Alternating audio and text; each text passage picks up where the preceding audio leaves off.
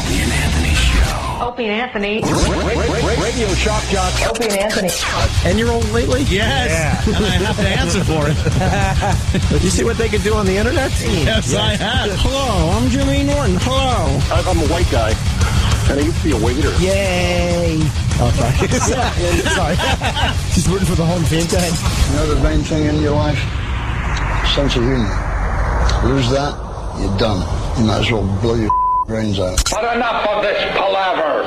Let's get the show on the road.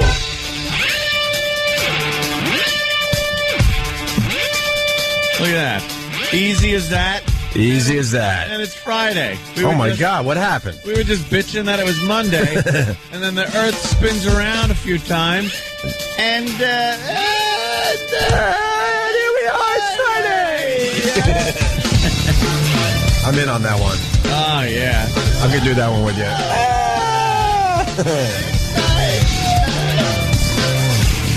Audio's on. Suck it. Well, we didn't get a Sully this time around, huh? It figures, too. Life has a way of doing that to everybody. You feel good about something. Everyone's riding the high. And then whatever you believe in, whether it's a god in the sky or if you believe in nothingness after you die. Yeah. This life thing has a way of kicking you in the teeth and keeping it real. Keeping it real. The fun stories, the happy stories, they don't last forever, do they? No. I went to bed early, so I didn't know about this. I come walking in, and everyone's like, hopefully no one was on that plane, because, I spent a lot of time up in Western New York. 3 years in Buffalo. Yeah. Plane goes down, in Clarence Center? Hit a house. What's your clearance, Clarence? Hit a house, 49 dead. Oops. There's going to be no Sully this time around. No. And I was telling Anthony in the office, you think the pilot, as soon as he knew there was something wrong with the plane, was like, I'm going to be the next Sully. And he's probably dreaming of his interview with Larry King and the Today Show and Good Morning America. Trying to bring it in going, I'm going to be the guy. Oh, my God, I'm the new Sully. All right. All right, here we go. All right, here we go. What do I do first? Ladies and gentlemen, brace for impact. What'll I do? Let's see. Should I do Leno or Letterman? Right. First. Larry King's an idiot. Won't do him. Yeah. Oh, boy, we sure are going in fast, though. There's no water. Damn it. Maybe I could bounce off a couple of these roofs and land in a tree. Terrible tragedy. Honestly. First commercial airline deadly crash in the U.S. in 2 years. So He wanted to be the new Sully, then on the way down he realized he was, but they're going from Godsmack. And he can't fly either. No. But, that's weird. That's the first one with casualties, because there's been a bunch of incidents in the last year, hasn't there? Couple running off the runways. Yes. Landing in the river and what not. Well, this is technically not even Continental. I mean, it is, but they use Continental's, but they don't logo, whatever. I don't believe they have the same maintenance crews as Continental. That's why I hate these smaller flights. They have the Embraer jets, the 51-seaters, and I don't know what kind of plane this one had 74, let's call it. Yeah, for real. Yeah. 49 died, 48 in the plane, 1 on the ground, and, it wasn't a full flight, obviously. They had an extra 20 or so seats. Oh, okay. But it's so weird you're saying that, Jimmy, because literally Monday, Kenny was saying that you refuse to fly those type of planes. And I slightly rolled my eyes, like, come on, what could, I used to fly these planes all the time when I was living in Western New York, because a lot of times you don't have a choice. Right. They give you one of these prop plane. What are you going to do? You don't know. Well, especially me, I didn't know. Next thing you know, you're walking up to the prop plane and getting on. Yeah. It's a quick ride to Buffalo. I've probably done that exact flight 10 times over the years. This was a prop? Yeah. They introduced those. That's what I'm saying. So okay. With you telling Kenny just recently that you wouldn't fly those, I'm like, come on. I've flown them all the time. I've never had one issue. And here it is. Literally 3 or 4 days later, this thing goes down. Yeah, it's like they seem to add them. Like, I don't remember Continental having them. I remember them having the Embraers, the 51-seaters were jets, so I would fly them. And then the Pittsburgh route, I noticed started having these prop planes. I'm like, well, you got to get us one that's a jet. I'm not flying the prop. Mm-hmm. But again, it could have been a jet. I've been on even the smaller ones where I think it's only 3 seats across, which is weird. There's 1 seat on one side and then 2 on the other. I'm like, how does that work? Yeah, weight-wise, right? You would think it'd go 2 and 2 or 1 and 1, but 1 and 2. That type I've never been on. That's one of those really kind of long ones. Yeah. I've been on the shorter version of those, the Umbrea, like Jimmy said. But, yeah, it looks, in my unprofessional opinion. Yeah, but you like know a lot about flight. Looks like icing. You going with icing? Yeah, it was kind of cold, windy, and just when a plane loses lift like that, comes right in. They said that kind of weather around Buffalo. They said it just dropped out of the sky, man. And they said a couple of other pilots in the area had reported ice building up on their wings. Right. So you get a situation like that. Especially, I heard a gentleman speaking saying that that plane was delayed at Newark for a while, and you get the flight crew. They're human. They get a little tired. Start using that autopilot for the flight, and then if ice builds up, the autopilot will try to compensate for it, and it'll keep compensating until it kicks off. And when it kicks off, it throws it back into the pilot's hands, very unstable. The autopilot can actually handle it to a point, but it starts putting the airplane in a very precarious pitch where it's trying to keep the plane flying by giving it more power and putting the nose up higher and higher to try to give it lift. But in the meantime, it's slowing down. It's losing lift because of the ice on the wings and the angle of attack, they call it, how high up the nose is. Right. And, if it kicks back to the pilot at that point, the pilot's like, what the, what am I, I'm trying to control this thing now. And you get a wing over or the nose will just dip and it's over, Johnny. Kablooey, as I like using technical jargon. Colgan Air, by the way. That's who operated this flight, Colgan Air. Who's Colgan? Exactly. With the Continental logo, though, on the side. Yeah, they our partners. Yeah, our partner airlines, yes. Yes, we're in partnership with many airlines, like Colgan. Because we're not dumb. We're not going to fly. What is it? Colgan Air. Who's flying Colgan Air? Nobody. Everybody when there's a big Continental on the side. You ever fly an airline? I think you and I did it when we had to fly down to Atlanta. Ooh. Where the check-in area is pretty much an area that they just gave this airline. Wasn't that the time they just painted those I forgot the name. Those value jet planes with the AirTran logo? Oh, yeah. And I was on the payphone at the time because I don't think we had cell phones. Well, with Bob going, Bob, I'm not flying on this thing. One of these went down. They just painted over the logos. Like, we don't want to do this. And he's like, but it's their hub down. That's all they fly. That's it. You gotta go down. You gotta get on the plane. Thanks for talking me into possibly dying, Bob. I appreciate it. We must go on. Mm-hmm. So, 49 dead. Wow. God, what's going on with flying?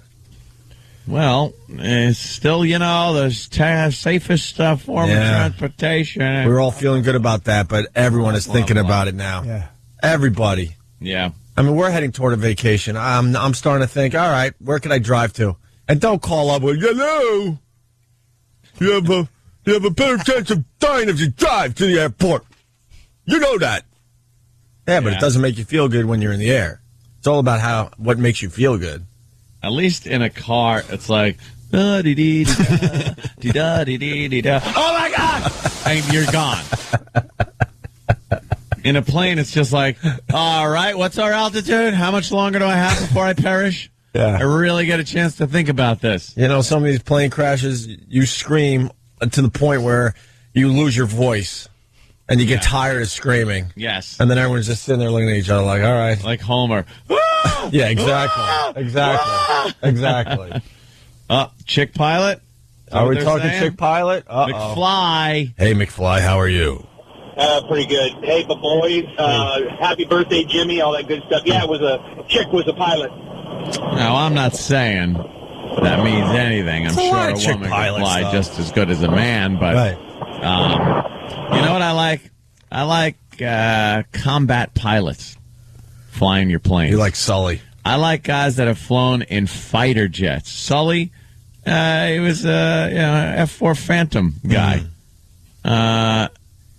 Not many women come from a background of flying actual fighter aircraft because, not really allowed in combat. We're just allowed. They have them. They have them. Right. They have women pilots. Not a lot of them. Right. But they don't fly in combat really, and usually support missions, things like that. But I kind of like a guy that can land a plane after it's been shot at. Mm-hmm. That to me is the ultimate. Or land in a river after the geese take out two engines. You think Sully's going to be all over the news as the expert? Oh, Sully's going to be the expert. They're clamoring to get Sully. Yeah. Oh, if we can only get Sully. Sully, how is this exactly like your accident? Right. Only different with debts and icing and no water, houses. Unbelievable.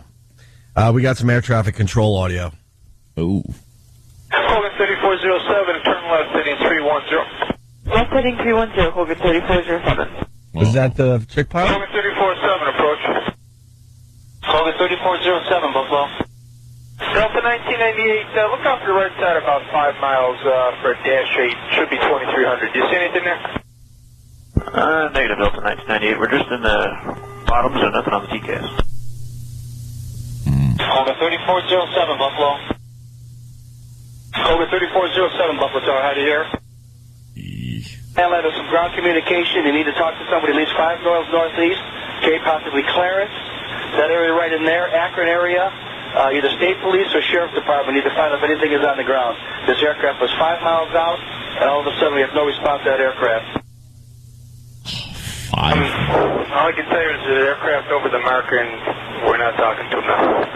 Holy, just like that. Yeah, that was it. That thing must have went down fast. It probably wasn't that high in the air anymore if it was only 5 miles out. So, huh? 1,500. You cannot recover from anything at 1,500. And they're showing Newark Airport with the same planes all grounded. It looks like. Well, they probably wouldn't be leaving at this hour anyway. Maybe some of them would be. I don't trust those planes. I mean, maybe they're well maintained. No,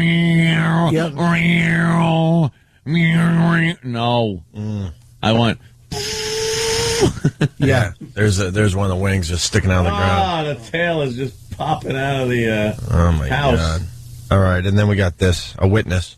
I knew something was up, and I thought to myself, what if that plane crashes? And right when I thought that, I heard a huge explosion over there, and in my periph, I saw out the window, I saw the orange flash, and I knew a plane crashed. Yeah, well, way to go. You just knew, huh? He knew. All right, good for you, because I don't think I would have known that there was a plane crash.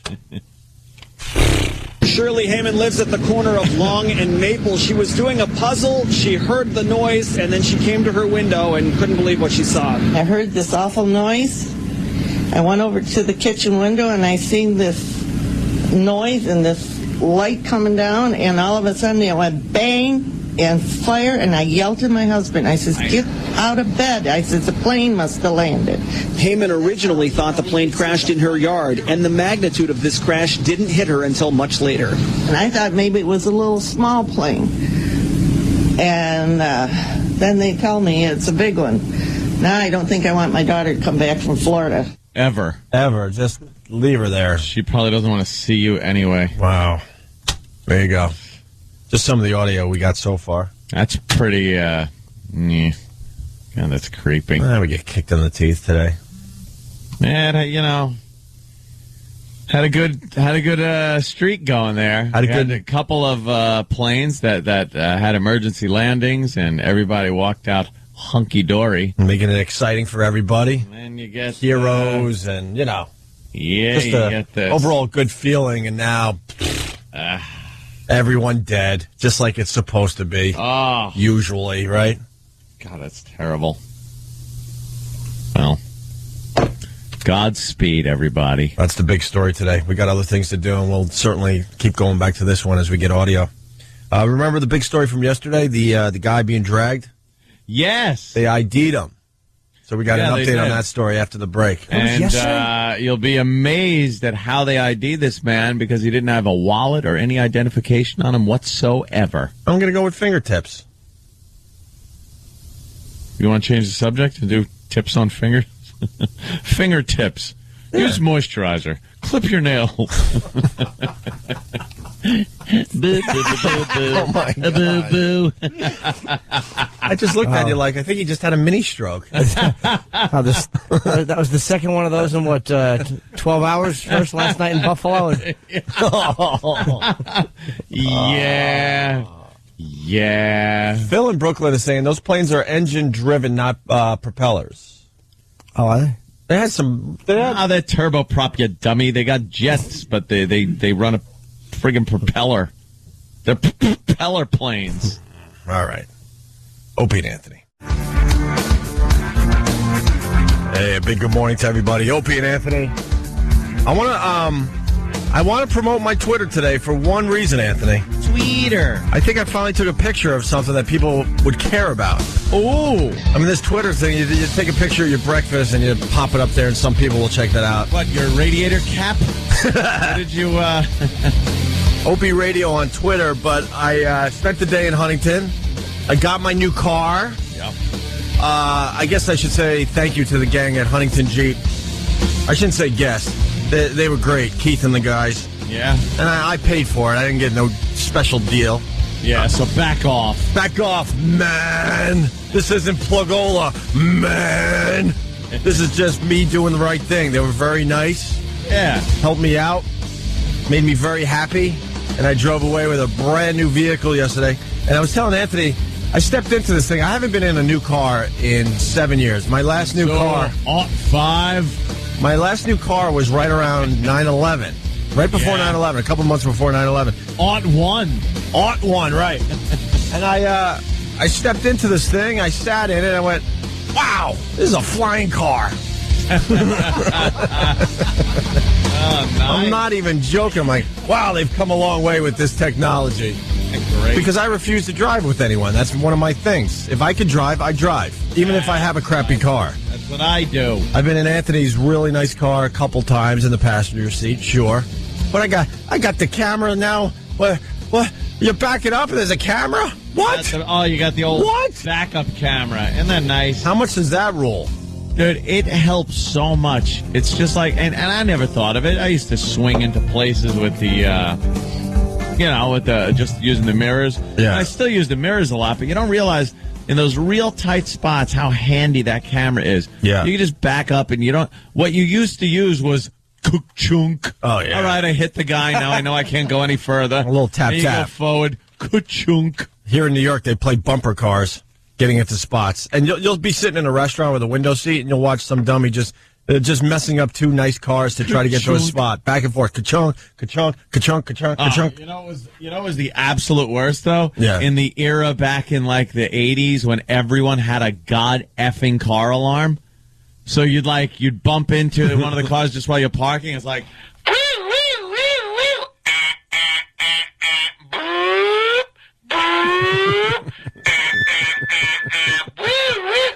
I'm just trying to park my car. Yeah, I saw what you did, Jimmy. How do you know that? How do you do the sound perfectly? Because we all know the but you know the pattern. You know the pattern of the whole. Because we all thought we had very important cars. How obnoxious were we? We had a piece of crap. Oh, pieces of crap would have the alarms. That most people didn't give a crap about. It was usually some dumb greaseball that had his Camaro and his baseball bat in his room. That alarm goes off, I'm going out there and I'm smashing head because I know the people that'll be breaking into it. All right. We all had a dumb car alarm because we thought we had so valuable. Quite the whip. So I got to protect my whip. Protect your whip. Shut up.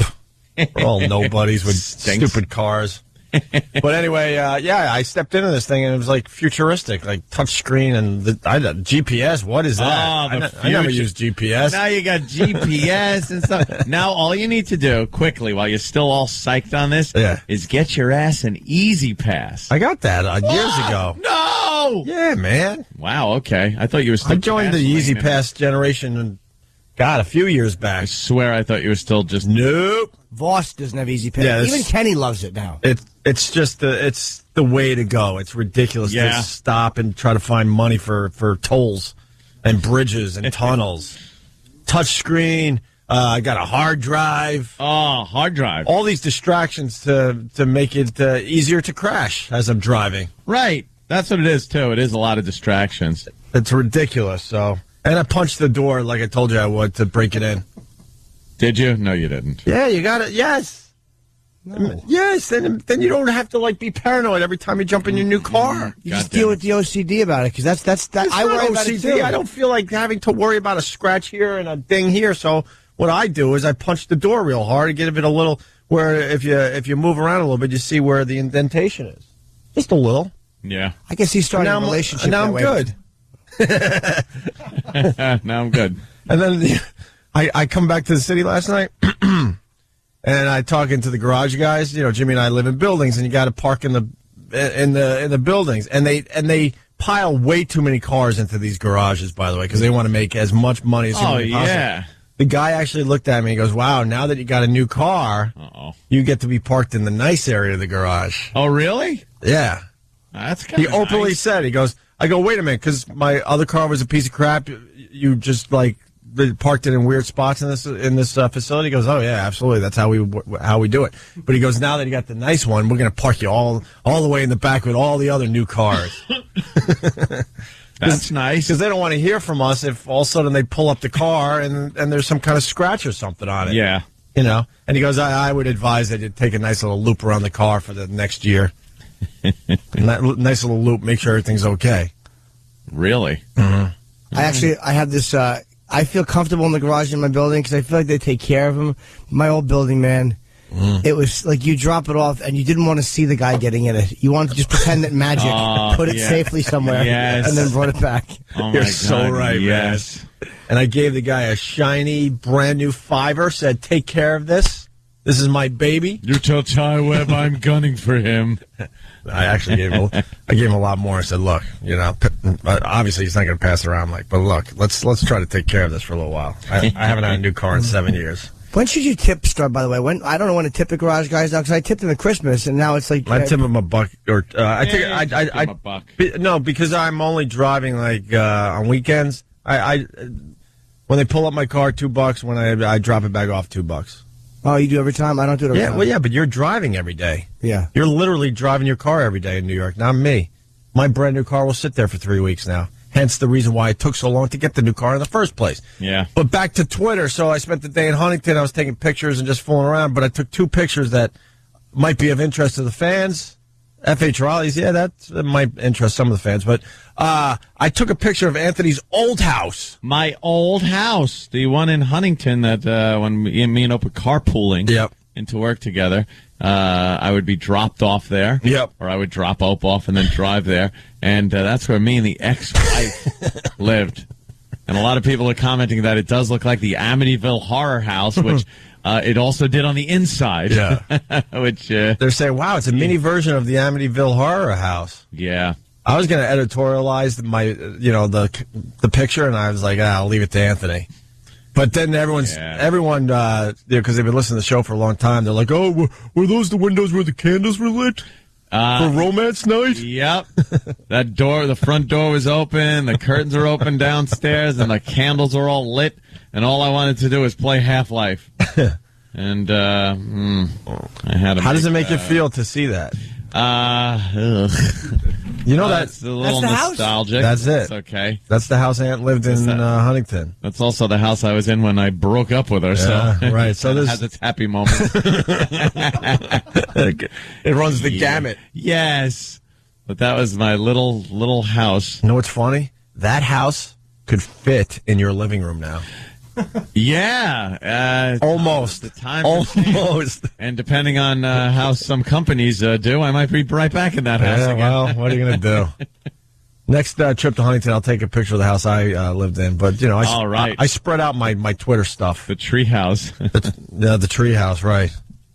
You had a wacky house in Huntington. And I only had half the house. You had a whole house. Whole house. You had a whole house. Well, if you remember, there were tenants that lived in the basement apartment. Oh, that's right. That's right. They went around the left side of the house as you look at it. You're right. And there were people that lived down there. Yeah. And then I was going through some more boxes, getting all my stuff out of my mom's house, and I found 2 pictures. You got to show Jimmy this. Oh, yeah. 2 pictures of the first time Ann and I worked together, I believe, or pretty much the first week we started doing radio together. Yeah. And I put those up on my Twitter account. Oh, wow. Opie Radio on Twitter. And I point out to Anthony, look at me, always being the guy trying to promote and market the show. We're in the middle of a bit with a goat. No, look at you. And I'm trying to make it look natural that I'm holding a WBAB sticker in the shot. He's got a sticker in the shot just to like... Because I knew that, the trade magazines, not even the real papers, like the radio trade magazines, they would eat up this photo and print it. Because there's a goat in a radio station. That's crazy. And Anthony's trying to feed the goat. And I'm there kind of like with my mouth wide open and I'm holding a BAB sticker reacting to what Anthony's doing. It's a perfect shot for the trades. A perfect shot. Is that other picture, Brother Joe? Oh, the other one? Yeah, the black and white photo, which was done in the mid-'90s, by the way. I don't know why this is a black and white photo. I must have had a disposable camera or something. But that was the first day these guys came in and did what was my radio show back then. That was the first day you guys met? Yeah. The first... Yeah, I think so, yeah. Show. I sure won Afro Wars, didn't I? Yeah, Anthony with a massive afro. Annie, yes. I just didn't realize how long Travis had been working with you guys. It kind of looks like Travis. It looks like Carlin in the 70s during certain when he had that those goofy half smiles, Brother Joe. Yeah, true. Oh, God damn, that was a long time ago. So I put those 2 pictures up on the Twitter account. But people are saying I got to bring them in and scan them because I didn't get a great shot of it. I mean, you get the idea, obviously, right? Yeah. So I think it's very funny to look at. I was digging through boxes, and I'm like, you got to be kidding. You holding that sticker is so typical, so like radio. always thinking about the marketing angle. Oh, of course. Always. Why not? What are you going to do? So join me on Twitter, Opie Radio. We have a good time. I showed the inside of my car yesterday on the way out to Huntington with my satellite radio just like hanging sideways, like swinging. That's precariously. That was the inside of my car. Wait, why don't you have it installed? They don't do it, or I installed it in the air vent for a while, and then it just kind of that's the original unit. Oh, this is not your new truck? No. Oh, okay. Imagine if that's what I thought. Like, Jesus, here's your satellite radio, idiot. That's what I thought you meant. No, can you imagine? Boy, they did a very sloppy job. That's shoddy workmanship. No, I wrote inside old car. Oh, okay. Yeah, just so people aren't confused. And then people like commenting on a couple of the CDs I had laying in there. Mute Math and Management. And getting all sorts of comments on my music choices. Some good, some bad, yeah. Some good, some bad? Well, that's what you're going to get with music. That's not the only 2 CDs I got in my car. And for the people that are wondering, the other disc that you can barely see is the latest CD from Nick DiPaolo that was given to us recently. So that's his comedy CD in there. We got that Ting Tings? Huh? You got Ting Tings in there? You got the Ting Ting CD yesterday, my friend. I was listening to that whole thing on the way home. Yeah? I'm such a fag. You like everything about him? There's probably maybe 2 songs on there that I was kind of like, all right. Yeah. But the rest of them were like, wow, these are catchy goddamn songs. Well, they had that other hit, too. What was the other hit? Yeah, not as big as... no, it did pretty well. Yeah, well, you're right. Huh? What was the other song by the Ting Tings? Resident expert on gay music. No, just I like good music. He's got to make his little... Rock, man. Oh, you'll hear it on the Swishy channel, too. Oh, really? They put it on the pop channel? Oh, yeah, they will. And Maynard's got a new band? Yeah, I heard. I'm not sure how you pronounce it, and if I pronounce it the wrong way, I might get... Instead of Lucifer, they put a P instead of the L. Pucifer? Something like that, yeah. I think that's how it's pronounced. Maynard's a weird dude, though, man. But the song I heard yesterday was really it got me first play. I'm like, all right, I think I got to check out more of this. Any band I don't want to say the band Lucifer but replace the L with a P. Any band he's in, it's going to be. Yeah, he's Pucifer? That's just weird. Pucifer. You like Tool, Jimmy? I do. I don't love them, but I got into them recently because I've heard a bunch of their stuff over the years, and I wouldn't say I'm a fan. Dude, Tools. And that other side, I'm Perfect. Yeah, thank you. Perfect Circle. Yeah. I do very much like the song. Know what's great about Tool and Maynard? Like most bands, the lead singer's front and center. I went and saw a Tool show. I'm like, where's Maynard? He's in the back to the right, singing from there. For the whole show. Doesn't like stealing the spotlight. For the entire show. And it just made you uncomfortable. Yeah. Because you're so used to having the guy out front. It almost wouldn't be so bad, except the rest of their band really doesn't have a lot of stage presence. Right. And he's the only one that's kind of going nuts and doing things, but he's all the way in the back. Yeah. So you just get stuck with watching, a couple of people, like 3 people play music, and he's off in the back having a party somewhere. Dude, it is so bizarre. Although there was a great show that I went to. It was actually tickets that you gave me, Ope. They were really good. Was it the same day? Did we go to the same show? No, you couldn't make it. I think you were out to dinner. But it was a really small show. Were we sitting in the little balcony? No, it was really nice tickets. They were like front row. No, these balcony tickets I got too were good. Okay. Yeah, I was bummed I couldn't go with you. That was a great show, man. I love Really Tool. Love everything this guy does. Certain great bands would have the lead singer on the right-hand side, like from the audience stage right. A lot of bands would put him in the center, but a lot of other bands would have a bassist, the lead guitarist, and then the singer all the way to the right. Like who? Oh, Sabbath? Yeah. Sabbath did it that way? They sure did. But this Ozzy was in the back, but he was no Maynard. I mean, if he could, he would sing off stage at the concert I saw. I'm sure he changes it up as they move on. Give Anthony a song. He's out of the conversation. He's just out. Have to hear. He needs his ting tangs. That's it. Right. You have a new favorite yet? Well, she said, no. I'm kind of digging it though. Like, there's only a couple of songs on the whole album that I'm just not really into. Isn't it like it's like snotty English hot? Oh yeah. 4-letter word. I don't know what this crazy limey is saying, but my favorite line is coming up. Stick. I like the second one. Come on, Ant. Let's go. Okay, ready? They call me Hell. They call me Stacy. They call me Her. They call me Jane. She's very energetic live, too. Oh, I bet. How does anybody like this song? What's happening with you people? Dude, you listen to catchy stuff. I certainly do, but this one just doesn't get to you, that's all. You don't like this? I certainly don't. Jimmy? I like this little English. If you heard this song all the way through 5 times, you'd be hooked. It gets in you. You don't like this little limey? Little English bitch. Hey, look. Hey, Mickey! Hey, Mickey! You're so fun. You're so fun. You blow my mind. Hey, Mickey! The old school.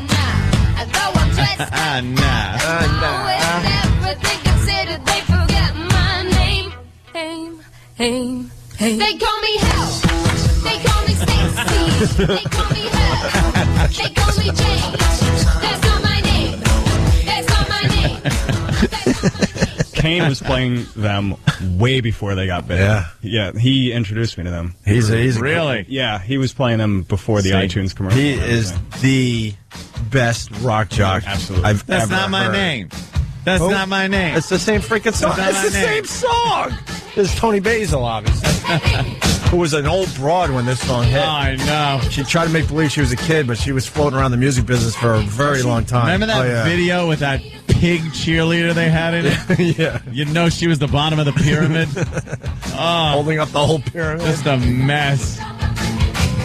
It's the same song, no? Just twist it around a little bit? Yeah, a little, It's an 80s version. And look, to all the people in shock, you got your guilty pleasures too. Shut up. Absolutely. Shut your mouth. Or at least brave enough to say, all right, hey, the Ting Tangs, that song, kind of like it. Nothing guilty about that. I know this is not going to make me look like the cool shock jock, but what the hell?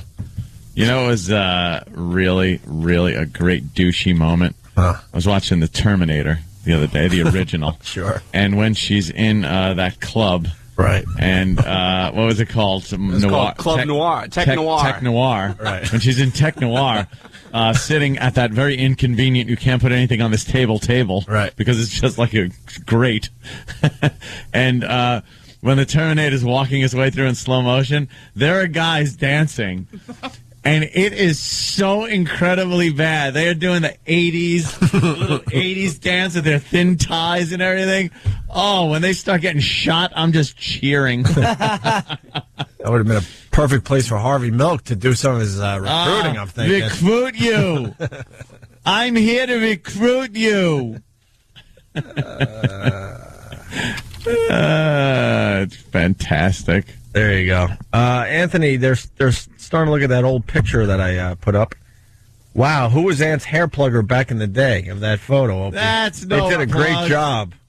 That's no plugs. They weren't even follicles. They were my own follicles from the top of my head. I was burning the hair candle at both ends, I guess, and the candle that burns twice as bright burns half as long. You had an impressive afro. We laugh at Sam's afro, but yours was just as big when I met you. I would have won Afro Wars hands down. Right.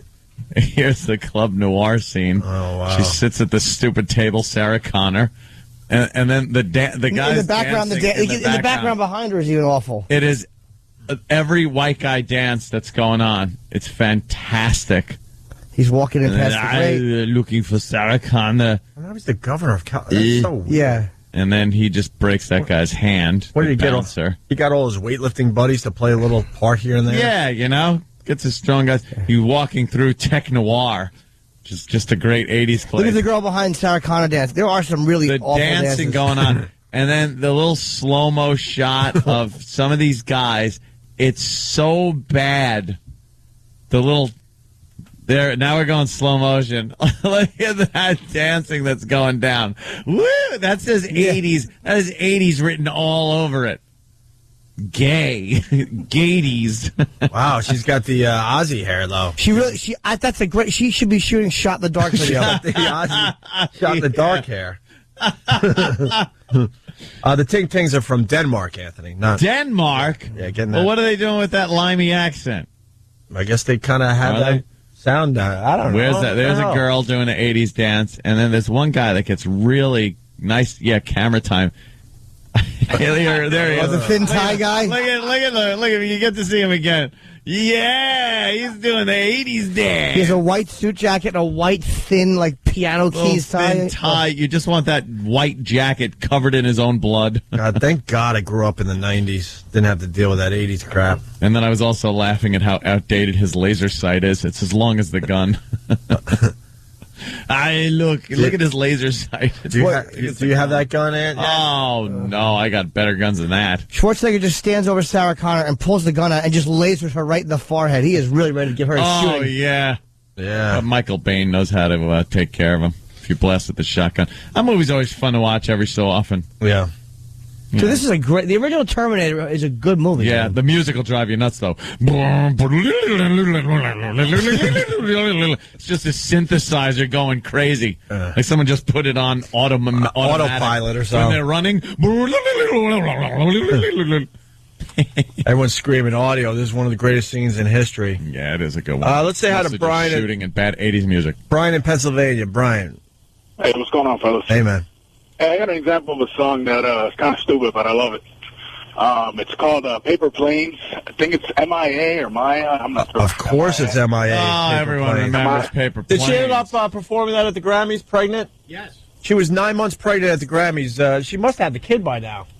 She still hasn't had the kid? She shows up at the Grammys 9 months pregnant. Her due date was pretty much this past Sunday during the Grammys, and she did the song. I didn't stay up for it. She started with the song. She did about 10 seconds of it, and then they did that combo of Jay-Z, Kanye West, and a couple other rappers. Whatever. Yeah, this song Brian likes. I like this one, too. Gotta be careful with this one. Yeah, no, really? Oh, you gotta be careful? There's another freaking... You got the radio edit? I think I took the best of the lyrics. Oh, I like this, too.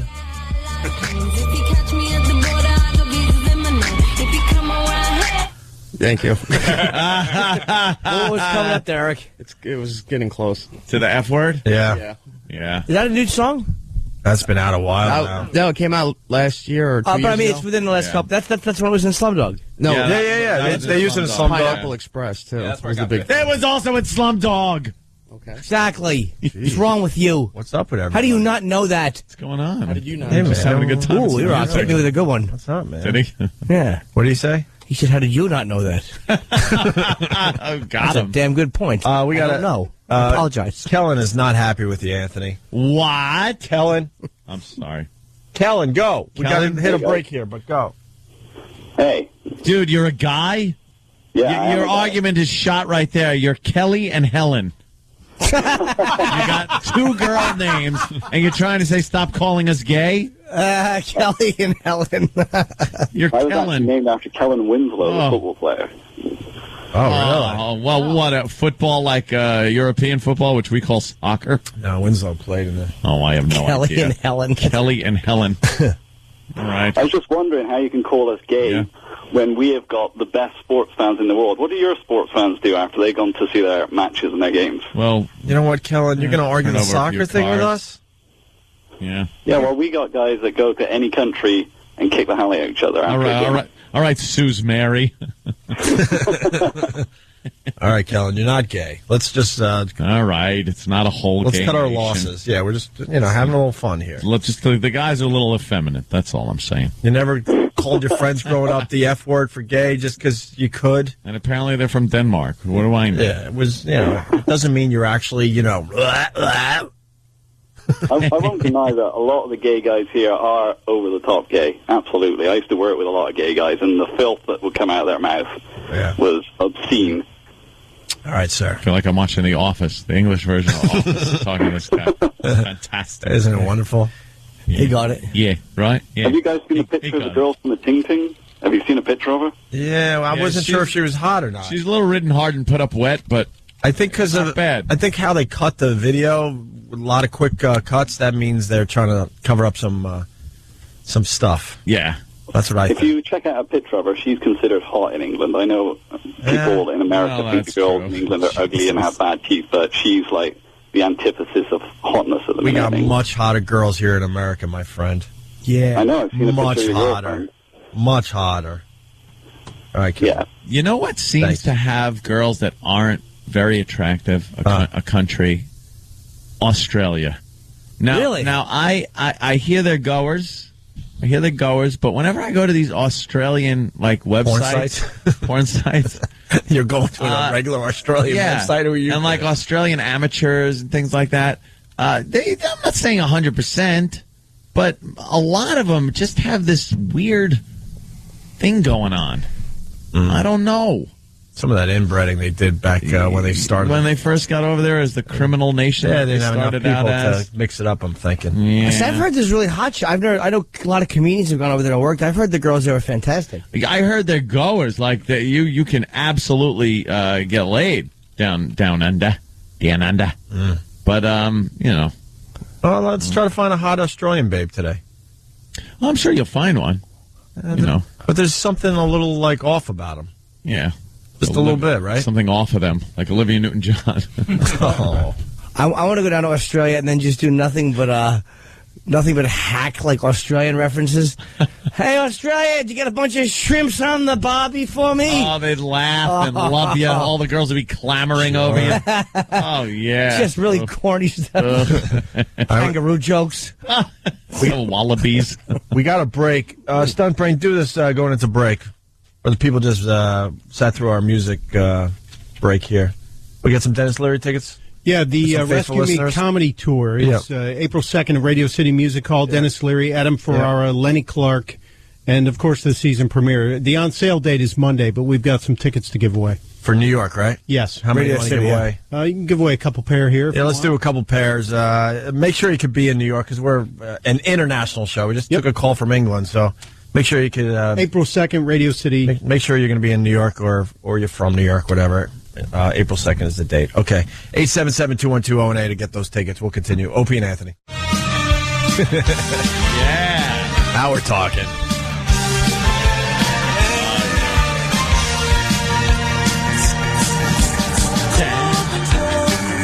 Look, I'm dancing. Doing the Terminator dance. I'm at Club Tech Noir. This is awful. Isn't it? Anthony and I were just discussing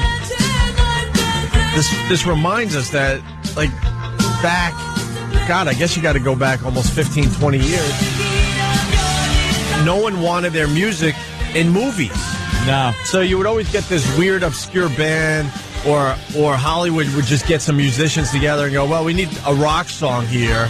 Yeah. And now, man, you know, you're praying that your music gets into movies. Gets in a movie, hell yeah. It was like such the no-no for the longest time.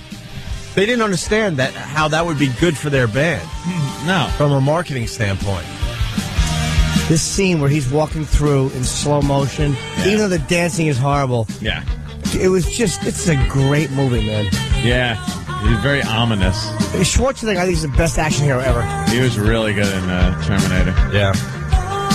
They should just take this song out and put a newer song in. You still got Dummy doing that dance with his white jacket and thin tie. That guy's the greatest. Oh, the best. You still think Australian women suck? Why? Who is that? Kylie Minogue or something? No. That's a good one right there. Maybe we can put that up on onaradio.com. There's no nudity there, Stunt Brain. Look. He's a fresh face. I'm saying everybody. You go to some of these amateur sites, and they show Aussie girls. You know, that's like Aussie model. Yeah. You see just a regular Australian girl.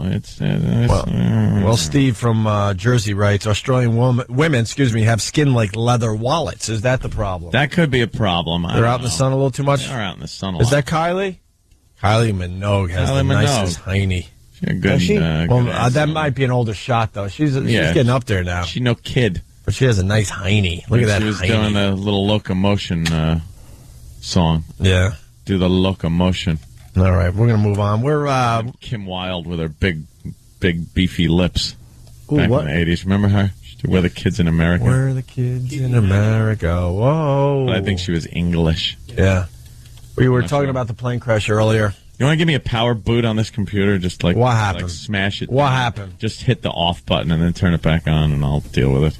Because everything's frozen on my computer. It's very distracting. Yeah. Oh, is that my computer? No wonder. Look at this thing. What's holy mother? What is it? An Innova? Lenovo? What is this? What is it even called? This was that's your Lenovo, the Chinese IBM computer. Yeah, but when did they stop making those? No, these are new. Is that new? New? Yeah, well, new is 2000. It's a little too big looking to be new. That's crap. Yeah, just hold that down and let's restart. All right. All right, there you go. Thank you, sir. God, I didn't even know. I thought that was just sitting there. Yeah, I thought that was an old VCR or something. Yeah, that's what it looks like, an old friggin' VCR. From my angle, it's definitely an old VCR.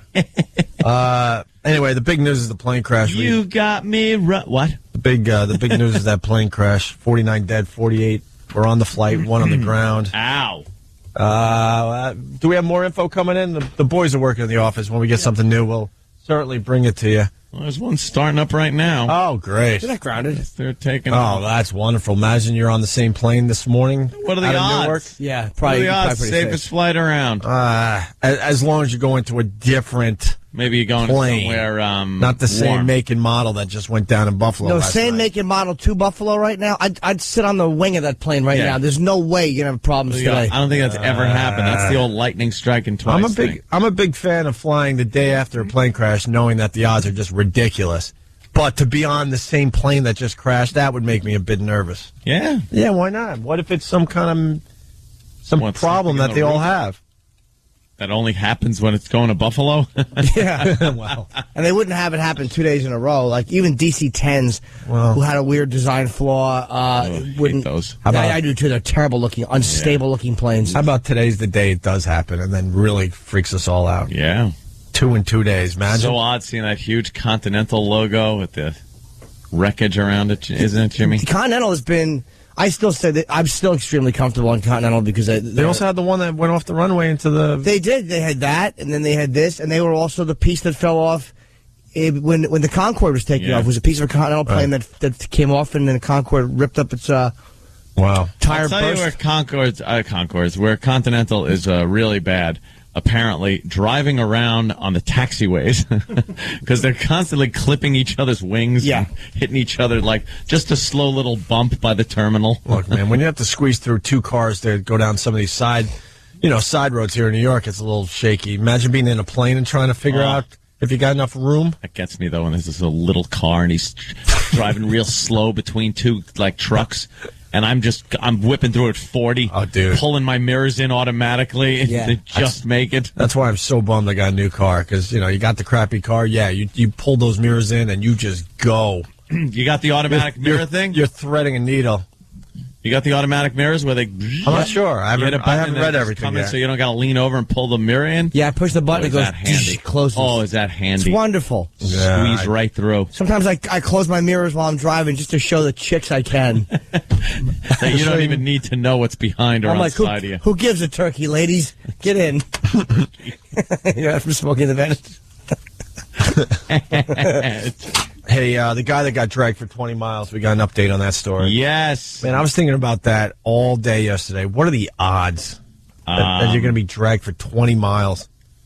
I think you heard the story by now. The guy gets hit. The guy that hit him stops, right? Yeah. Kind of pulls over, does the right thing. And as he kind of goes back to see what's going on with the guy, another car comes along and somehow the guy gets underneath the van and is dragged for 20 miles. Yeah. And then the guy that initially hit him, I think, was thinking, well, he must be okay because I don't see him anymore. I don't see him. So he jumped back in his car and went on his merry way, and it turns out this other van dragged him for 20 miles, smearing blood all over the highways in the tri-state area. Oh, just a mess. And they've identified this person, right? They identified him. Yes, they did. And it's going to be, what? Nice little twist to how they identified him? Yes, because he had no wallet on him, no ID. Right. All right, let's find out. Yeah. Police have finally identified the man dragged under a van for miles across Queens and Brooklyn. The victim's sister and cousins were in disbelief over what happened. Oh my God! Could I ask a question? Why is he talking like that? Because they're in disbelief. Is that Pablo? That's Slattery. Oh, Slattery. You're right. You're right. Holy mackerel. Slattery. Oh my God, everyone is crying, everyone is going crazy, especially over there in my country, everybody is going crazy. In my country. The man dragged was 26-year-old Guido Caraballo Jara, who moved here from Ecuador. Oh, wow. How does that work out? His last name is Horror. Oh, wow. And he dies in a Quite a horror. Isn't it weird when that crap works out with these stories? Yeah. His last name's Horror. The man dragged was 26-year-old Guido Caraballo Jara, who moved here from Ecuador, was working as a tile man and sending money home to his wife and 4-year-old daughter. Police explain that the man was face up when the second vehicle ran over him with his sternum being fish hooked by a steel plate under the van known as a skid plate. Oh, my God. It got his breastbone. But at least that tells you that he probably died immediately. Like, if he wasn't dead, there's no way you're living with your breastbone hooked under a... Hooked. You could live a little bit. Why not? I don't know. That's your it. heart It doesn't just slide under neatly. I'm sure that rips up your innards and your heart. If it's bad enough to drag you for 20 miles, it doesn't gingerly slide in. Yeah. That was dragging him over bumpy roads and everything. He was pretty much hooked on that thing, I'd say. What's the clearance in a vehicle like that? What's your clearance? Can you almost make it, you think? No. In that situation, you're going to get hooked every time? No. I don't think you'd make it. That's low clearance. Low clearance? Going to hit you. Ugh. You think you make it all the way through, and that big fat van differential just takes your friggin' face off. How distracted are you by your reggaeton to drag the guy for 20 miles? Wow. Steel plate under the van known as a skid plate. The body was dragged over highways in Queens and Brooklyn, nearly 20 miles. myself. I said, how would that happen? After the 50-minute trek, the body was so battered that clothing and flesh were worn off from the friction of the road. I saw the body, I saw his face, and I cannot believe it. I mean, until I saw his face, I didn't believe it. The victim was killed the day after his 26th birthday. He will be buried in Ecuador. Oh. God damn. And in 3 boroughs, apparently. Yeah. Wow. And they identified him. Did they say it? They don't mention the iPhone? No, it was from his iPhone. Now, look at that. He's got an iPhone on him. He's dragged 20 miles, dies, yet his iPhone still working. How about that endorsement for the iPhone? Was the iPhone working, or do they have to go into the computer mechanism of it? And I'm sure they pulled it out of his pocket, turned it on, got a signal, called up someone on their favorites on the little directory. Hi, you know this man? Maybe they just pulled the little card out and then said, "This is the number on the little card. Who is this?" Maybe, but I like to think that the iPhone was fine. Okay.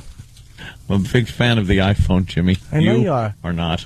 Not according to this report, actually. It says that oh, boy. From the memory inside the victim's damaged iPhone, police were able to track down. Oh, boy. Damn it. Can't blame the phone. Wow, you can't? Being dragged 20 miles. Yeah, over Rocky Road. Can't blame the phone. Oh. That's it's a sick story. What a sick damn story. All right, we got to play a little catch-up. It's Black History Month. Who are we looking at today? Who? To celebrate Black History Month, the Opie and Anthony Show is recognizing those historic African Americans without whom this country would not be the melting pot it is today. Today we celebrate Jamie Foxworth, known best for her work as Judy Winslow on the sitcom Family Matters, playing the Winslow's youngest until being written off in 1993. In 2000, with an empty bank account and a full-blown drug habit, Judy took her career in a new direction, adopting the moniker Crave, and landed roles in such epics as My Baby Got Back 29 and Booty Talk 20, Superfine Sisters. Oh, yes. For her original career choices and desire to stay relevant, Janie continues to be an inspiration for all aspiring actresses. Stay tuned for more icons of Black history on the Opie and Anthony Show.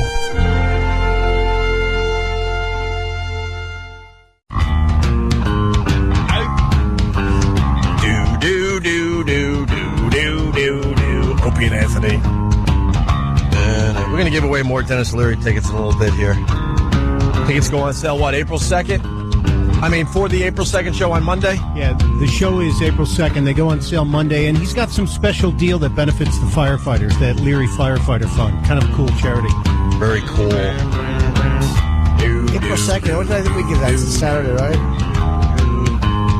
I want to say hi to Philip. Philip just graduated from the police academy. He's been on the job a month and a half. Related to my family through marriage and stuff. Yeah. And I had dinner with him and his lovely, lovely sister. NYPD? At F.H. Riley's. Yeah, he does the Times Square thing.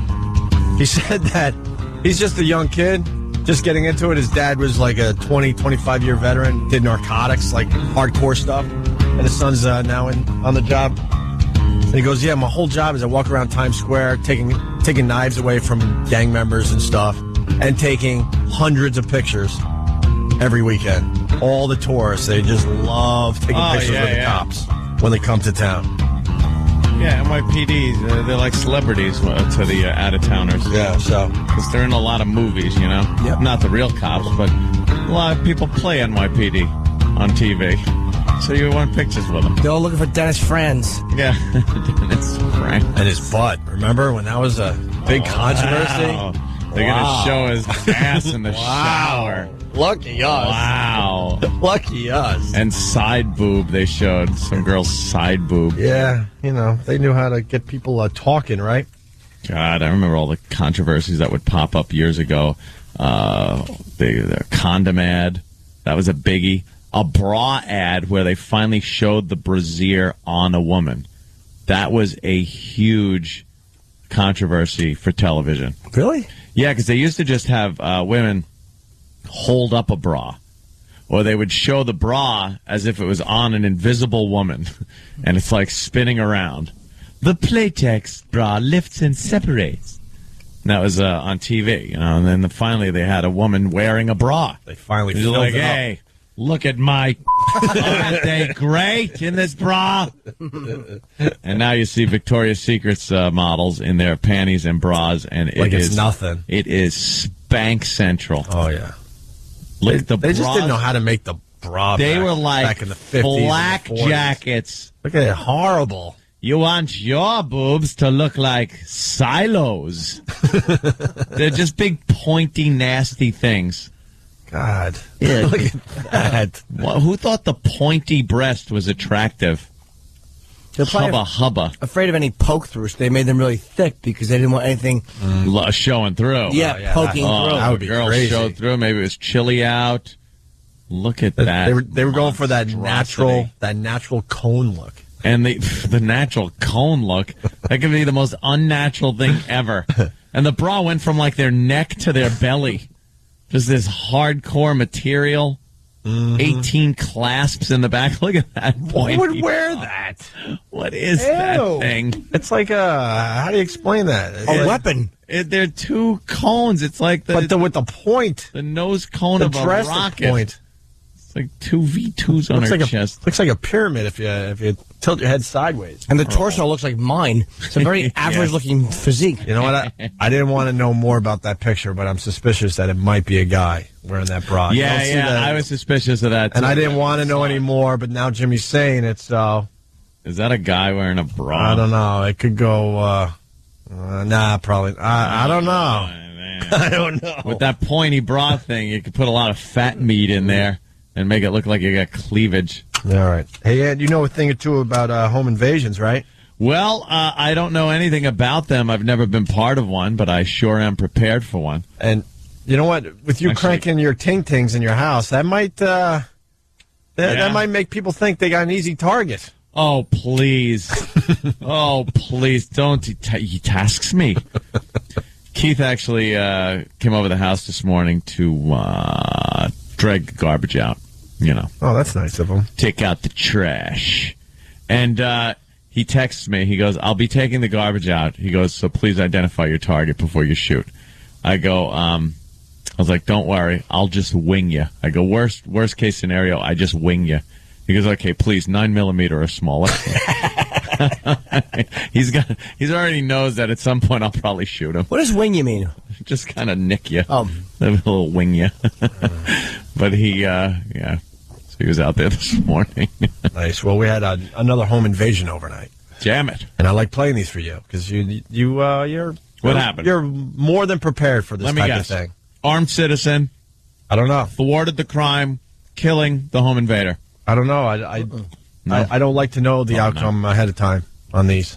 We'll find out together. Let's learn. A man is alerted of an impending home invasion by his security cameras. He arms himself and actually shoots and drives away the intruders. Well, here's how things went down. Here's how things went down. See, he's laughing because it worked out nice. Did you know that, Ant? Did you heard the story? No, I didn't. Oh, wow. I thought it was going to be, the phone cord around the neck and watching his wife being sodomized. Just out of reach of that gun. Yep. You know it's in that drawer. And you're like, oh, look how close I am. See, this guy's got cameras, scanners. Yep. It was the Diaz brothers coming. Yeah, Diaz brothers were coming for him. Intruders. Here's how things went down. 4 armed suspects attempted to break into his house. 4. When he shot right at the suspects. He even put a bullet through the windshield of the suspect's car. The 4 men got scared and took off. All of them remain on the run. Well, the guy's like in and wait till you hear this. He even put a bullet through their windshield. Bullet through the windshield. Of course. I don't think I'd go to that extent.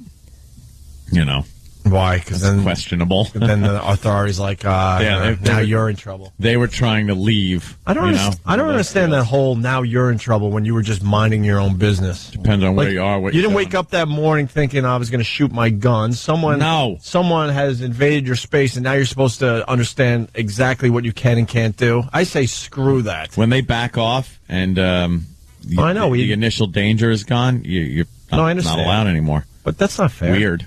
You were put in that situation. Yeah. A situation you don't want to be in. Right.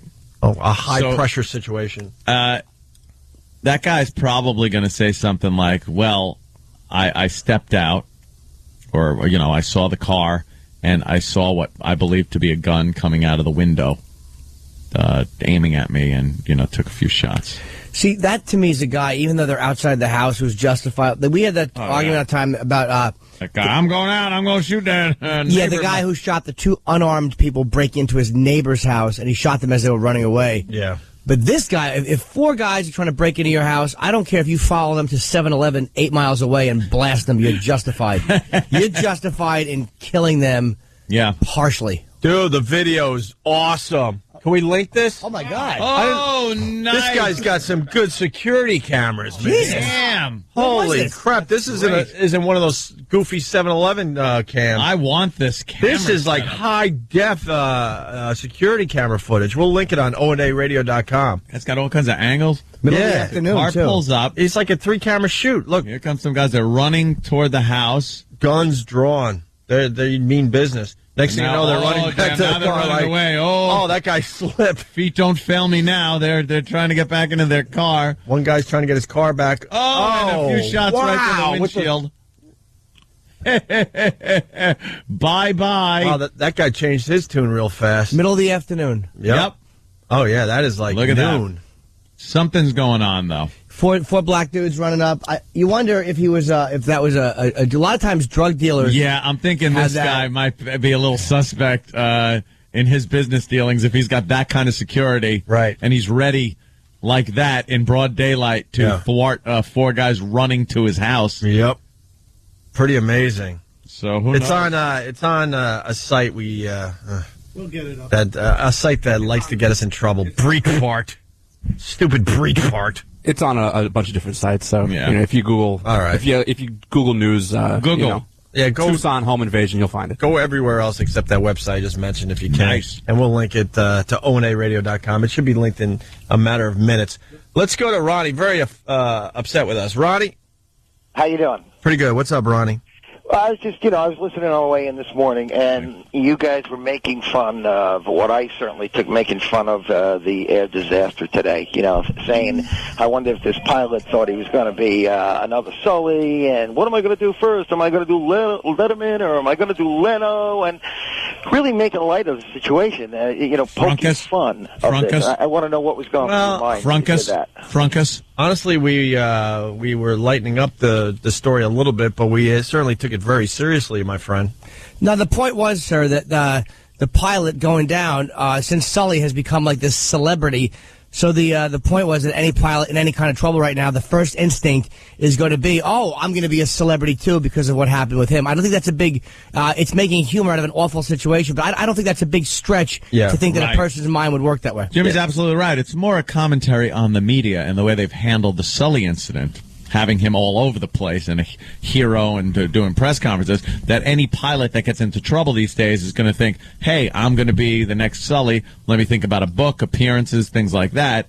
And, I think we took it doesn't work out that way. Ronnie, I think we took it very seriously. I really do. I mean, we said how much it sucks, and then we also said, like, we're just still living off the moment that we had with this Sully guy, and now, life kicks you in the teeth and goes, well, enough with that. This is the cold, hard reality. There's some today. reality. Sometimes that these plane crashes do kill everybody. They fall out of the sky and everyone dies. It sucks. People on the ground. Ronnie, I'm sitting here wondering if I know anybody. I know a lot of people in Western New York. So a lot of people in Buffalo. I'm keeping my fingers crossed this morning. So what's the problem, Ronnie? You got some objections? Is that what it is? Well, I don't listen to you guys, to be perfectly honest. I just happen to hit the thing, so I'm not familiar with it. Wait, Ronnie. Right. We hate when people say He's got all the features. But yet he's got the number. Yeah, Ronnie. No, I'm just saying I'm not familiar with your humor. Ronnie, okay, I'm kind of with you so far. I don't even really mind that you were a little offended this morning, but You're trying to say that you just happened to hit our station today? No, this is what I actually did. You know, I'm listening to this the fan on the way in, and Boomer's partner was driving me crazy, so I just hit the button that goes, oh, he's such an outrageous card, that guy. Yeah, I can't stand him. Anyway, you guys just happened to be there, right? So boom, all of a sudden your station came on, and I wasn't even aware that there was a plane crash. So all of a sudden I'm hearing you guys do this little skit, and you know, I'm like, well, that's a little insensitive because I don't even know there's a plane crash yet. So then I hit another station, and I hear there's a plane crash, and I'm like, oh my God, these guys they were talking about an actual plane crash that just happened. And I was amazed by the insensitivity at which I perceived that you handled this situation. You know what, Ronnie? Ronnie, why would you care? Like, I don't understand. I don't comprehend as an American, as somebody who listens to the radio and watches TV like you do. Why would you be concerned with the attitude of other adults when it has nothing to do with you? I don't understand why that would affect you in any way, shape, or form. I don't comprehend that. You can't understand why 49 people are dead, and I just perceived two guys making fun of the situation, parodying the situation. You don't understand how, as a normal human being, I would find that so offensive. No, I don't, and I'll tell you why. Why. Because there's been plenty of things that have been made fun of that I don't find offensive. And I want to know, are you offended by the fact that Stephen King, as an artist or whatever, writes about children being murdered? Like, I don't look at things that way. So why is it that with humor, people have this asterisk they put next to it with what's appropriate, and yet if somebody wrote a song about it, you'd be like, wow, that's really good that artist expressed themselves like that. Or if they wrote a story about it, you'd be like, wow, that's really good that artist expressed themselves like that. But if people are addressing something awful in humor, all of a sudden you're violated and offended. Stephen King's a fiction writer. This is something, these bodies are still burning, and you guys are making fun of it. Don't say it like that. Good point, Ronnie. Good point. You got Jimmy good there. Yeah, you really did. But a fiction writer is still capitalizing on something that does happen. Of course he is. Okay, so what? But this is a real-life situation. It's real life, Jimmy. Yeah, Jimmy. Don't you understand that? You're wondering if some of your friends... Turnabout's fair play. Yep. But how about the... Ronnie, I got to say, you've turned 2 out of 3 of us around. Right, the third one you're working on pretty well here. You're convincing me. How about the song angle then, Ronnie, or how about the story angle? If you want to hide behind Stephen King writes fiction, how about the song angle or the story angle, or like writing a book about it? Writing a book about it's fine. Why not? Why is that okay? You're not making fun of I'm saying tragedy. Okay, what I'm saying is, why is it with humor? That's the place that people choose their self-righteous indignation. Tell them why, Ronnie. You know. We all know. Bad, Ronnie. Help me out on this one. We're with you, Ronnie, but you got to... about my self-righteous indignation. Because he's making light. I don't like that they made fun of that. I, as a person, have never concerned myself or been violated or offended by what other people were making fun of. I've never in my life been bothered by that. Because when you write a book or something, you're reporting on the facts. In humor and comedy, you are just making light of a tragedy, and people have perished, families are upset, and you're going on just making jokes about it. I too was offended, but Mike, as that was happening. I know you were. I saw it on your face and heard it in your impression of the thing and pointing out that it was Woman Pilot. You were offended, but what I'm saying is, if you write a book like about serial killers, say, and even though you're just documenting what happened, you are directly profiting from the photos of murder victims. So I want to know, those are real things that happened, and I would like to know how many publishing houses you've called when you've seen books on the shelves and said, how are they directly profiting from the photos of these murdered people? Buddy, you are completely out of your mind. No, I'm really not. No, you really are. No, I'm not. You talk about making a giant leap from point A to point Z. It's incredible. How is that a big? Well, how is that a big leap? Crashed at X. Oh, because you go all the way to Z, Jimmy. With the way that people, an artist or whatever, or a performer addresses something that happened that is real and that is tragic. Why do you have a different set of standards for humor that you do for songwriters or authors. That's not a big leap at all. One is chronicling an event that happened. The other one is making fun of an event that is happening in front of our eyes right now, where you've got family members and you've got friends sitting by the radio and the television looking, saying, oh, my God, I hope I don't know anybody on this flight. And all of a sudden, somebody's making fun of it. So if you're chronicling... Good point, Ronnie. So if you're chronicling the murder victims through photos and stuff like that and making a profit of it, that's acceptable. But addressing it in humor is not. Uh-oh, Ronnie, he might have you there. What do you He got? doesn't have me. It's ridiculous. Ronnie, my whole career... Nothing to do with the other. Ronnie, of course... Talking apples and oranges. Jimmy's talking apples and oranges. Nothing in history that ever happened? Well, exactly. Of course not. Exactly. That's what we do. We compile facts. What you're saying is this, Ronnie. I've dealt with guys like you my whole career. Guys that hear something, they get offended at it, and you have to justify why it was wrong for people to address it in humor. Yet if it was a subject that wasn't offending you, you'd be telling somebody, oh, come on, lighten up, it was just a joke. Most things you make fun of have somebody that's going to be bothered by it. Not all things, but most things. Next thing you know, someone on this show will be making Hitler jokes, and then exactly. And then that's when I walk. That would be crazy. I completely agree with what you said. I hear you, Ronnie. Well, Ronnie, you speak our However, language, I trust think me. That just about every human being would be offended by what you said today, making fun of an air accident that so far 49 people have died. And you don't think that there's anything wrong. I want to know how it was made fun of. Yeah, and by the way, how it was made fun of, the actual accident. Yeah. The actual accident, you're actually saying that as the plane is going down, the pilot, instead of thinking about how the heck am I going to save a hypothetical fake pilot. You're saying, wow, here's my chance for fame. I could be another Sully. Gee, am I going to do Letterman first, or should it be Leno? Isn't that a commentary? Isn't that a commentary more on the way they put Sully on every single show? And you've been seeing him on the news, than it is us making fun or making light of the death of people in an air crash? Did we actually sit here and make light of the fact that people died? We could have made jokes like that. We didn't. Well, we made jokes about. That would about. have been really sick. Had you so good. We were only partially sick. Ronnie, you got another example of us making light and making a joke out of the tragedy that happened up there in Buffalo? No, I only heard a little bit. That's all I heard. And then what was it again? I don't remember. Just so we're all clear, what was the joke that was made on this show? The joke was what I just told you. The pilot is thinking to himself, "Am I going to do Letterman or should I do Leno?" You know, this is what you're saying. And comparing it to Sully, yeah, there is a lot of Sully stuff going on. Yes. Yeah. So, could you just frunkus us and get this over with? Ronnie? Yes. Could you just frunkus us and get this over with? He's not a frunkus guy. What is a frunkus? I don't even know what it is. What was happening in the Boomer show that was so outrageous? I mean, it must have been crazy if it got you to turn the station. What's that Craig guy up to these days? All Craig Carton actually has to do is speak to get me, you know. Wow, you're an easily bothered guy, Ronnie. Boomer broke my arm, so how about that? I'm offended. No, well, guys, all I want to say is, look, I thought it was unbelievably insensitive. Of course you did. Of course you did.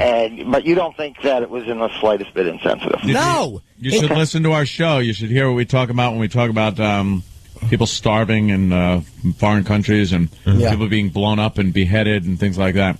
Well, guys, I think I'm going to take a pass on the invitation, but thanks for taking my call. We'll go back to the outrageous sports show. When that offends you, come back to this show and act like you didn't know what the show was. Ronnie, but you still have the phone number. Ronnie, let me ask you something before you leave. Is it okay to make fun of the Titanic? Is it okay to make fun of the Titanic? Yes.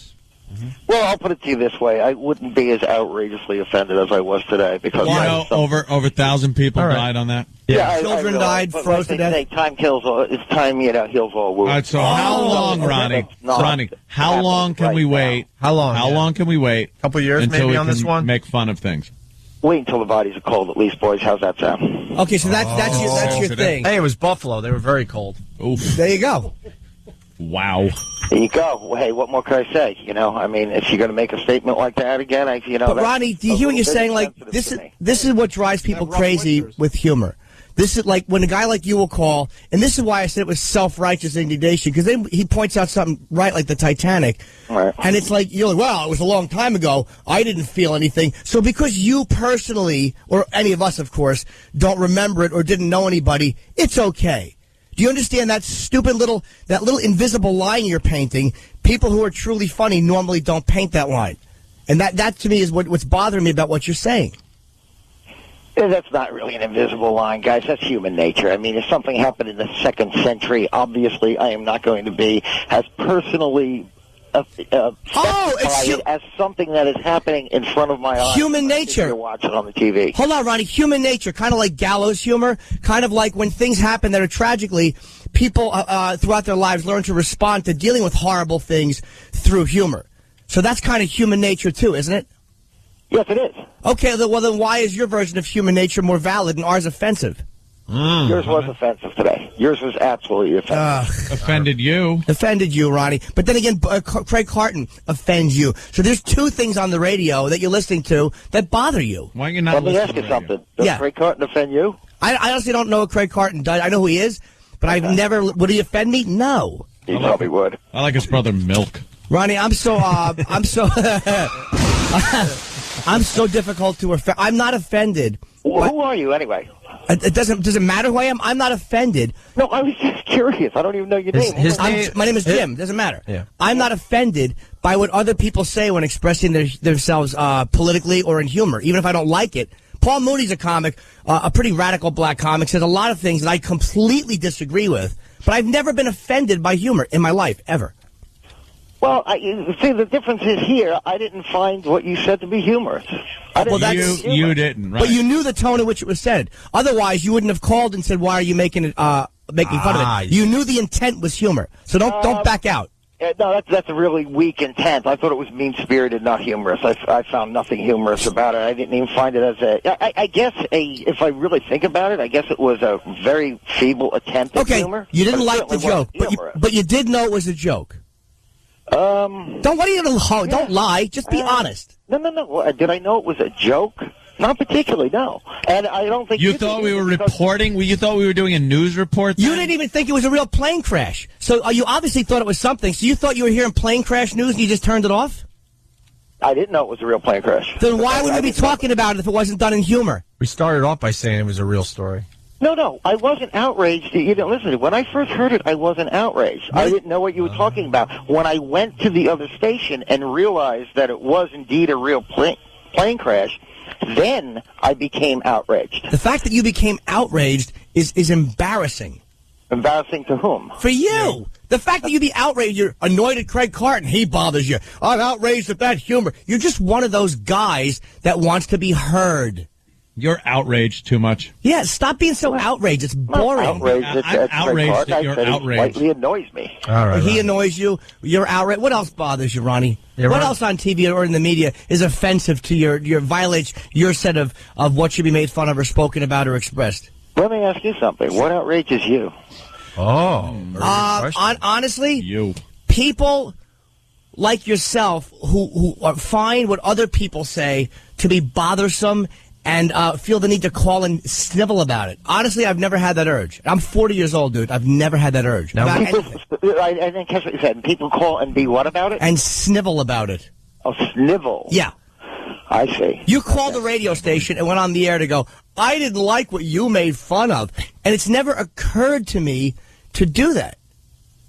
Right, so I don't have the right to call you. Sure you do. Ronnie, whoa, I didn't question your right. We took your call. Ronnie. No one's questioning your right. What do you find funny? Yeah, what is your humor? You obviously don't like our humor, so what do you find funny, Ronnie? So I don't say I don't like your humor. I didn't like. I've never heard of you guys. Yeah, I understand. Regardless. So I may find you guys hysterical. Okay, all right, we get it, Ronnie. But what do you find funny? I find a lot of things funny. Like what? Give us an example. What do you find funny? You know, because we attempted humor today. What do you find funny? Seriously. Just say something. A movie? Okay, I find Jay Leno funny. How's that sound? What's that? I find Jay Leno funny. Very funny guy. You ever hear him do rape jokes? Not that I recall. I possibly have. Not that I recall. What was the funniest movie you ever saw? Latest movie, Animal House. All right. So far, we're kind of on the same page. Underage sex. Yeah. There's drinking. Yeah. Date rape. There's a nice date rape scene in there. That was pretty funny, right? That's a good one. With an underage girl, actually. Guys, you're not talking to the most prudish guy in the world right here, okay? I'm not. I found this particularly offensive because of the subject matter at the time. Understandable, but we're pointing out that when people are offended at humor, their offense is so inconsistent, and that's why I never take it seriously. Because the little morality thing that flag that people wave when it comes to something that just happens to bother them is completely inconsistent. And I'm not going to wave the flag about something that bothers someone else. I'm not concerned about what bothers someone else. I can't be.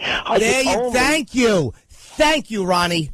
Right. I could only be outraged at what there you go. Me. So why should we, in any way, shape, or form, be concerned about what would bother somebody else? We have the same human nature you do. We care about us. Just you care about you and your sensibilities, and everybody else on the planet is the same. And do you understand that you are one? Hey, hold on. Do you understand that you are one person that is offended by something, and every word that comes out of our mouth, somebody will find it offensive. So if we just stopped doing what everyone found offensive, we wouldn't be able to even open our mouths. That might be a good idea, actually. But snap! So what are you going to say that? Oh, so why? yes. Because everybody else. How about with some things you say offend people and you don't open your mouth? Yeah, right. Well, here's the thing. I mean, you don't have to be concerned with what outrages me. I'm simply calling you and saying this is what I felt, okay? But you needed to be heard, didn't you, Ronnie? And you gave me a forum to do it. You needed to be heard. That. Why did you need to be heard on it? That's what I don't get. To be heard. I didn't need to be. So you called the radio station to talk about what bothered you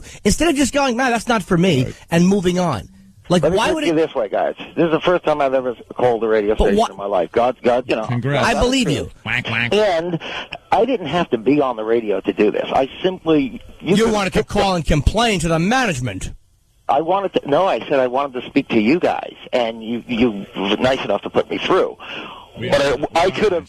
All you could have done was said, you know what, I'll call you back when the show is over. That would have been Why fine. would we call you? What are you, nuts? Oh, my God. Who are you? On a Friday? We'll call you back when the show's over, I'm guy. dodging savages on the road. I'm going to be calling you. I didn't need the forum of a live radio show. But you needed to connect with the people who said it and tell them that it bothered you. You needed to be heard. Yes, I did. But it's silly. I don't get it. Guys, your entire livelihood is needing to be heard. Yes, it's my job. Exactly. What do you do? So you decided to go into this profession because of your unbelievable desire to be heard. Yes, That's the first time I've ever done it in my life. And you're going to knock me for needing to be heard where you can't even exist without being heard. Because you need to be heard, because you want to tell people that your feelings were hurt, or that you were bothered by something, or you need to scold somebody. It's silly. You're not making a living off it. You're not entertaining people doing it. It's for your own satisfaction. Neither are you. What do you do? What do you do? Either, to tell you the truth. What do you do, Ronnie? I work in the financial services. Oh, there you go. Another scumbag. Yeah. Great. Hey. You're one of these asses that we got to bail out. That Wall Street guy. This is what he just called me. Is that it? Is that what you're, a Wall Street guy, Ronnie? Good. Yeah, that's There you right. go. Really? Did you call Bernie Madoff's house? Your morality is... What do I have to do with... Your morality's down the crapper a lot more than ours, you hypocritical son of a bitch. Why don't you jump out a window? Son of a bitch. Choke your wife and jump out a window. Wife and jump out the window. The way... Who are you yelling to, Ronnie? I sit in a trading floor here about the way the vultures on Wall Street have behaved in this country, and you're offended at what people are saying in humor? Be offended by the people that are surrounding you. Don't paint everyone with the same brush. Don't paint everyone with the same brush. Right, you're different. You're different. Oh, look at you. You guys aren't serious about this, right? Completely serious. What I said about Bernie Madoff. In your opinion, everybody who works on Wall Street is what you just called them. I know the image is a little tarnished. Let's just say that. We're offended by our financial statements there, Ronnie. Yeah. So am I. That's a lot. That's a lot bigger problem than silly radio shows. I'm appalled by my financial statement, and so are a lot of people. Oh, I'm sure. You're probably one of the guys who, in some way, contributed to the problem. Sure, yeah, I'm sure you saw something coming. No, Ronnie? Yeah, I did. So, did you get all your people out? No, you see, no, I'm not in. I don't do equities, gentlemen. I do something completely different. I do bonds, but that's neither here nor there. But yeah, I mean,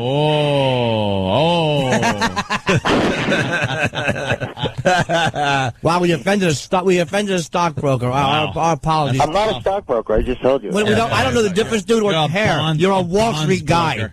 I could care less. So all Wall Street guys are bad guys. It's just like all radio guys are bad guys? No. I didn't say bad guys. Irrelevant to me. I don't care what you think or feel. It means nothing to me. Right, okay. So you dismiss an entire portion of the population. What do you think about tax-free munis in New York right now? Mm-hmm. Should we buy? I have no comment on it, gentlemen. Why? Come on. Why? Where are we at with GM? Helping Is it a N-word good buy out. or what? Because I can't comment on it. Why can't you comment on it? What do you Legally, think? I can't comment on that. Who's buying Sirius XM, and should we be buying these shares? Come on, let's get something done here. No idea. Let's get something done here, Ronnie. I do, boys. That GM looks really inviting. Should we go in or what? I wouldn't have the slightest clue. If you looked at my portfolio, you'd understand. Don't do what I do. What about bonds? What about T-bills? Yeah. Where are we at with T-bills and gold? Some T-bills. That I can't comment on. Why can't you What are we doing comment? What do today? you do? Comment on us. Yeah, we're talking about us for a half hour, but you can't comment on something that's helpful? Should we? No, I legally I can't do it. You work on the CIA? You could talk about it. Should we put? No. Should we puts today or what? You guys should definitely put. I'll put it to you that way. Oh, because we're a bunch of. Thank you, Ronnie. I don't know what we got done here, but I mean, I saved you from the wrath of the fans. Trust me. I hope you'll lose your whole retirement. They're. Why do you have to say something? Well, that's true. Because that's your livelihood, and you're going after ours. Oh man, guys. All right, Ronnie, we're going to be friends. I can tell. Now, all right. You'll be listening to the show. We intrigued you today. No, Ronnie I think we got a new listener. You did. We got a new listener. I have to be honest. We got a new Out of listener. your mind. And it's going to really bother you when you really start liking the show, and you're like, "Oh my God, that was the show I hated." Call us back. What's wrong with me? Call us back when you kind of start changing over and go, "All right, guys." I'll be in touch, boys. All right. All right, beat it, stupid. I do appreciate it. All right, beat it, stupid. All right, Ronnie. Ronnie's a douche. All right, it's Opie and Anthony. Let's see what everyone else is bitching about today. Here's the FU line. Thanks for calling the Opie and Anthony FU line. Here's the latest batch of FUs. You have 7 new voice messages.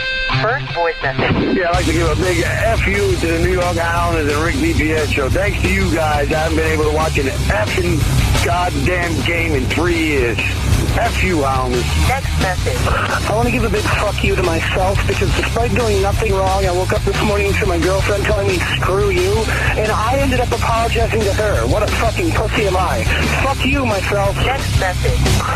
Hey, you fucking disgusting monster in the lane next to me. Why don't you put your goddamn phone down and concentrate on your fucking horrid ability to drive? You fucking disgusting. Ugh. Next message.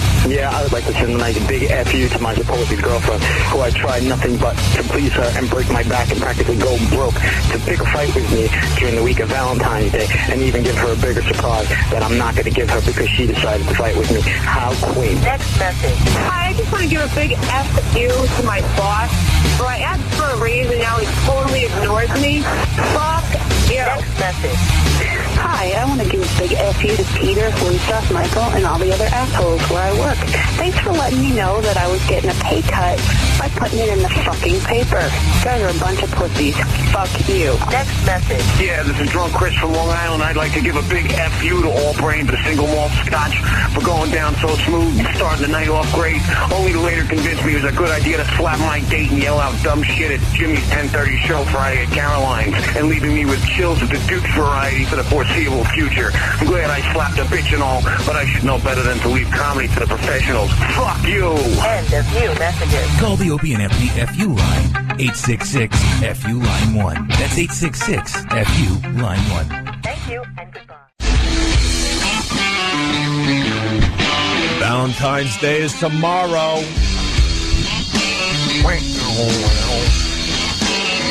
I want to acknowledge all the people that hate Valentine's Day, by the way. I know you're out there. I have to mention something that's going on tonight. What's that? This is the 2U 3D. It is. You won't believe this. Joe rules. Brother Joe has been in his basement like a mad scientist, right? Putting this together, and it really is unbelievable. It's a multimedia retrospective introspective that spans U2's career via live concerts by 2U, of course, the world's second best U2 show, performing simultaneously with synchronized original U2 video on a giant screen. So to a T, they are playing on stage, and to a T, it matches up with the video of U2 that's behind him on a giant screen. How the F is he doing that? Amazing. Joe's like a rocket scientist when he wants to be. This is at the Dix Hills Performing Arts Center in Five Towns College. It's tonight, February 13th. Starts at 7 p.m.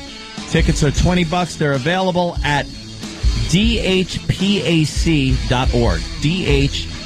dhpac.org. Or you can call the box office 631-656-2148. And it's really going to look unbelievable. What? I'm a huge U2 fan. I might have to drive my new whip out to Dix Hills tonight. The whip out there to Five Towns College, Dix Hills Performing Arts Center. 2U3D, he's calling it. That's pretty cool, man. It's a whole thing. Yeah, giant screen, U2 playing, and the band is exactly in sync with the videos that are going on behind them. So it's very cool. I'm a tough critic, and I got to tell you, Brother Joe's U2 band. Yeah. I went and saw U2 at the Garden, and then he was at, where was it? House of Blues, I think? Yep. Doing an after U2 party, and I went there to hear a lot of the songs that the real band didn't do at the Garden. They didn't play. And sounded just like the band. Yeah. It was awesome. Yeah, so check that out. I'm not sure if I like the new U2 song yet. No. Not really sure if I like it. There's something about U2 Boots. songs got to kind of grow on me. There's a couple that hit me right away. Yeah. Vertigo? Vertigo was one that right away I liked that. Yeah. I like that right Beautiful away. Day. Gets right into your soul. Some of them got to grow on you, but City of Blinding Lights from the last album was amazing. And if you're into U2, I'm a big U2. They just don't really reach me. I don't know why. I don't think they suck. They just never reach me. Yeah. I like them. Joshua Tree is still one of my favorite CDs of all time. What's a big song off that? Everything. Where the Streets Have No Name. With or Without You. I like a little song called Red Hill Mining Town. Too obscure to play here today. The Streets Have No Name. How's that go? Because I've heard Where the streets have no name. That doesn't sound like a fun town. I want the streets have names. Very hard to navigate. Oh. Turn down that street and then that street. Dude. Make a left on the other street, and you'll be there. When I was wandering America when we were off the air, I found myself in Phoenix, Arizona, and I decided, I'm going to drive to L.A. because I have no one to report to. I have nothing to do. And I'm on the highway from Phoenix to L.A., and all of a sudden I see Joshua Tree National Park. Yeah. I'm like, this is perfect. U2 fan, nothing to do, no one to report to. Mm-hmm. I'm going to go see the trees, man. Yes. That made the Joshua Tree album so famous. And what did you say? Holy yes. Man, did they trick me and got me off that highway. Oh, man, I know. You know this? Oh, I've been to Joshua Tree. Oh, so you know. Oh, yeah. I had to finally give up. No joke, 20 to 30 miles in. And it wasn't 20 to 30 miles of highway in. It's like a two-lane road that's windy and curvy. And you really after a while, they turn into dirt roads. Right. Once you get into this is years ago anyway, once you get into Joshua Tree, a little town called Joshua Tree, and you get in there, and the houses are there, but the streets, and maybe that's where the streets have no name, because they're just dirt roads that are on kind of a grid, and these houses are there, and there's these Joshua trees that just look like nuclear wreckage trees. I was so bummed because I finally had to give up. I'm like, I'm not going to get to see the Joshua trees. Because I think it said something like another 50 or 60 miles, and the 20 miles took, when I tell you the 20 miles took well over an hour, I'm like, I'm going to do this for another 50 or 60? No effing way. So I turned it around. When you're driving in the desert, everything is forever away. Yeah. It just really is. But it looks right there. Forever. It looks like it's right there. I swear to you. When we used to do that camping thing out in the Mojave Desert, it would take forever to get there. Mm-hmm. And you'd be in the middle of nowhere and have to turn off and do another 50 miles from nowhere. Yeah. From the last piece point. Of crap gas station. Sure. But I loved it, though. Amazing. I loved that there was nothing. I loved, and I should have done this stuff when I was younger. I got the opportunity when we got fired. I did the ride from L.A. to Vegas for the first time.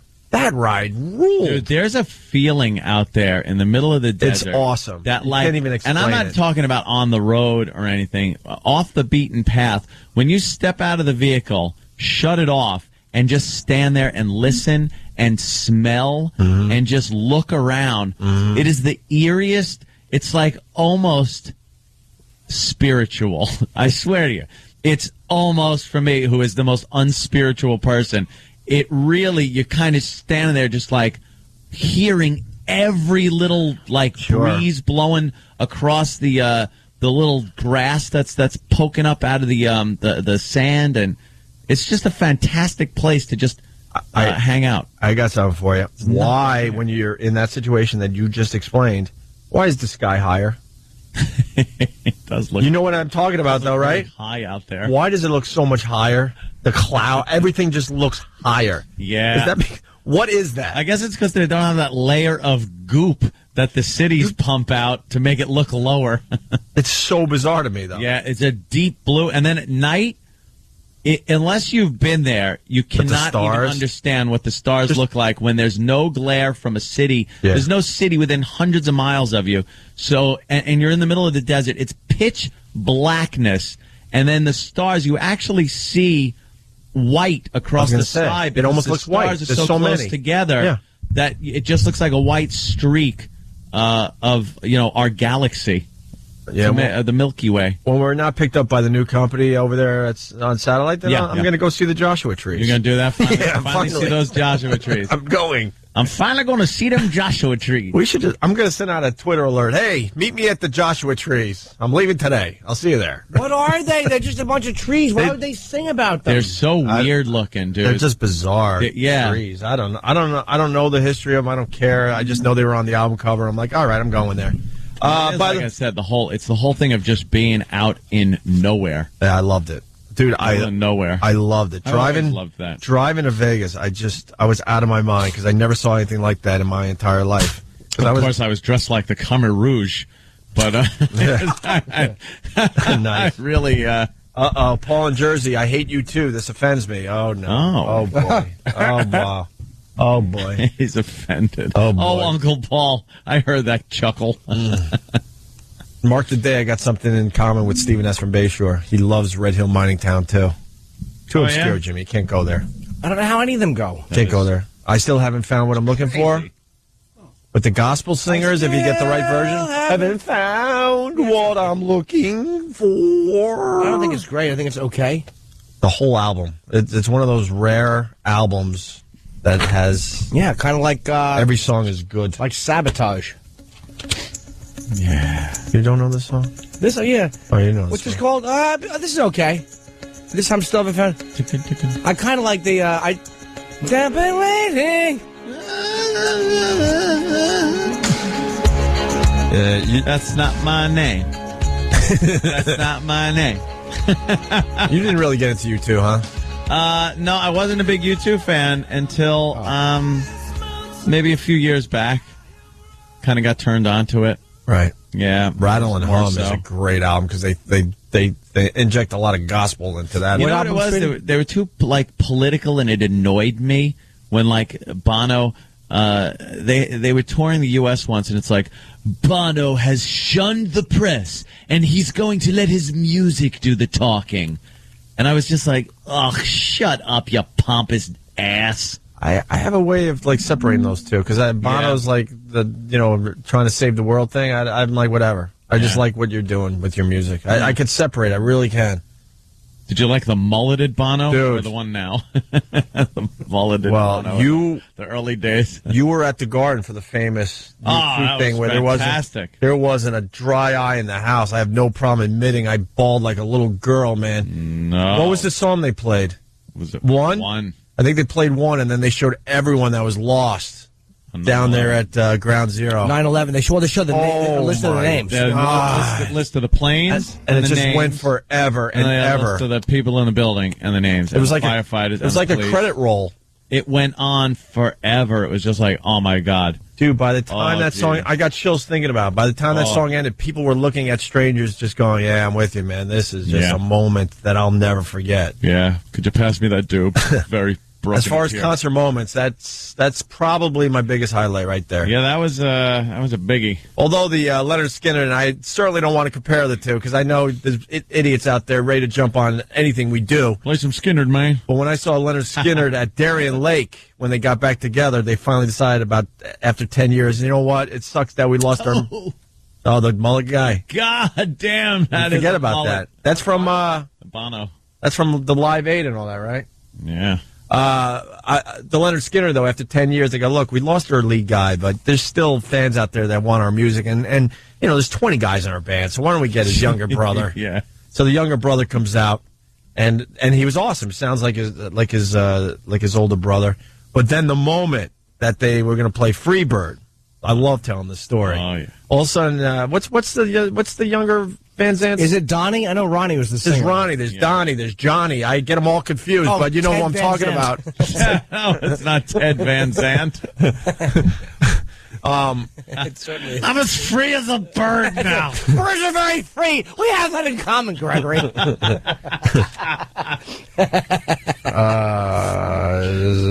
Yeah. All right. Yeah, they did that at the Super Bowl too, but at the Garden it was even more impressive. The U2 thing. Anyway, so the Van, whatever, Ronnie, Johnny, or Donnie, whatever. I think Donnie was in 38 Special actually. he got the short end of the stick in that family. All of a sudden he's like, this next song, there's only one guy that should sing this song, and unfortunately he's not here. So this goes out to him. And then he takes his hat, his older brother's hat, puts it on the mic stand. There's one stupid freaking light on the mic stand. What? Just thinking of the hat Take on it the... away, Jimmy. I actually don't have one. The hat on the mic stand. I was just thinking it's kind of smoldering. Oh, jeez. Still smoldering. They just kept it lit. The eternally... Anyway, and then... I hear Paul did that. Paul did that for George Harrison. But then all you heard was glub, glub from the pudding in the microphone.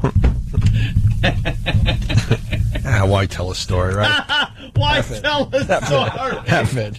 Who cares? Oh, my Look up the story online. No, go ahead. I'm sorry. I forgot. These guys don't have an emotional bone in their body. Stupid me. Stupid me. I forgot. I'm dealing with two guys that don't have a soul. And nothing like gets them chilling. Are you saying Paul did that to George to put a plastic baggie over the mic first? Why show an emotion? You're right. Go with the tumor jokes for another 10 minutes. I'm sorry. I was mistaken. I was mistaken. We're putting it. That's terrible. All right. Whatever. They put a hat there on the mic stand. Now no one sang? No. They just did an instrumental version? Yeah, and there wasn't a dry... Did the crowd sing? Yeah. Yeah, I bet. There wasn't a dry eye in the house on that. Well, Yeah. But now they do it to the point where now it's like whatever. It's not even. It's hack now. It's not even that special. I want someone to sing it. Yeah. I think he finally started singing it. Finally, I think. Yeah. If I know my Skinner. But and that's a long instrumental. But they were right there. They sang the whole effing song, and there was one light on the hat. On the hat. What about the hat? But he got his hat. It's on the mic stand. His hat. Stupid Dyson, his hat. He should have put a curly wig on the mic stand and sang the Brady Bunch theme song. The stand still would have had to lose weight. Okay, base 2 covered. All we need is a good Modesto joke, and we can go home.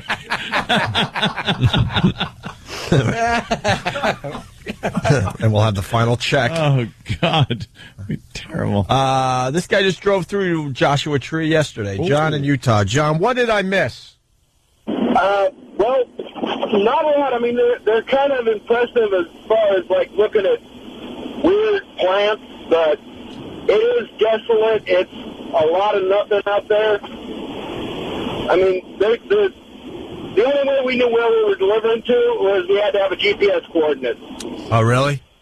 Yeah. I think I didn't miss anything. No GPS in the old days when me and Foot and Bison took a Camaro cross country. Yeah. I'll tell you that. Drove through the desert. Lost an alternator.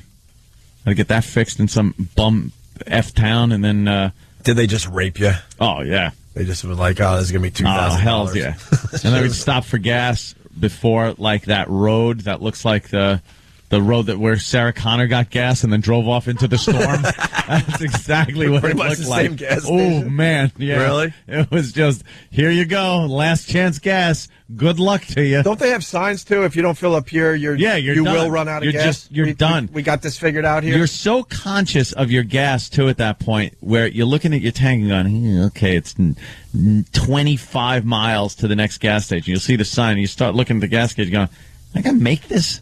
Because you can't just be like, hey, dude, could you take me up to the gas station? Because there's no one on the road. But that was 20 years ago. You got to think now you're never going to run out of gas if you're paying attention to your instruments. Yeah.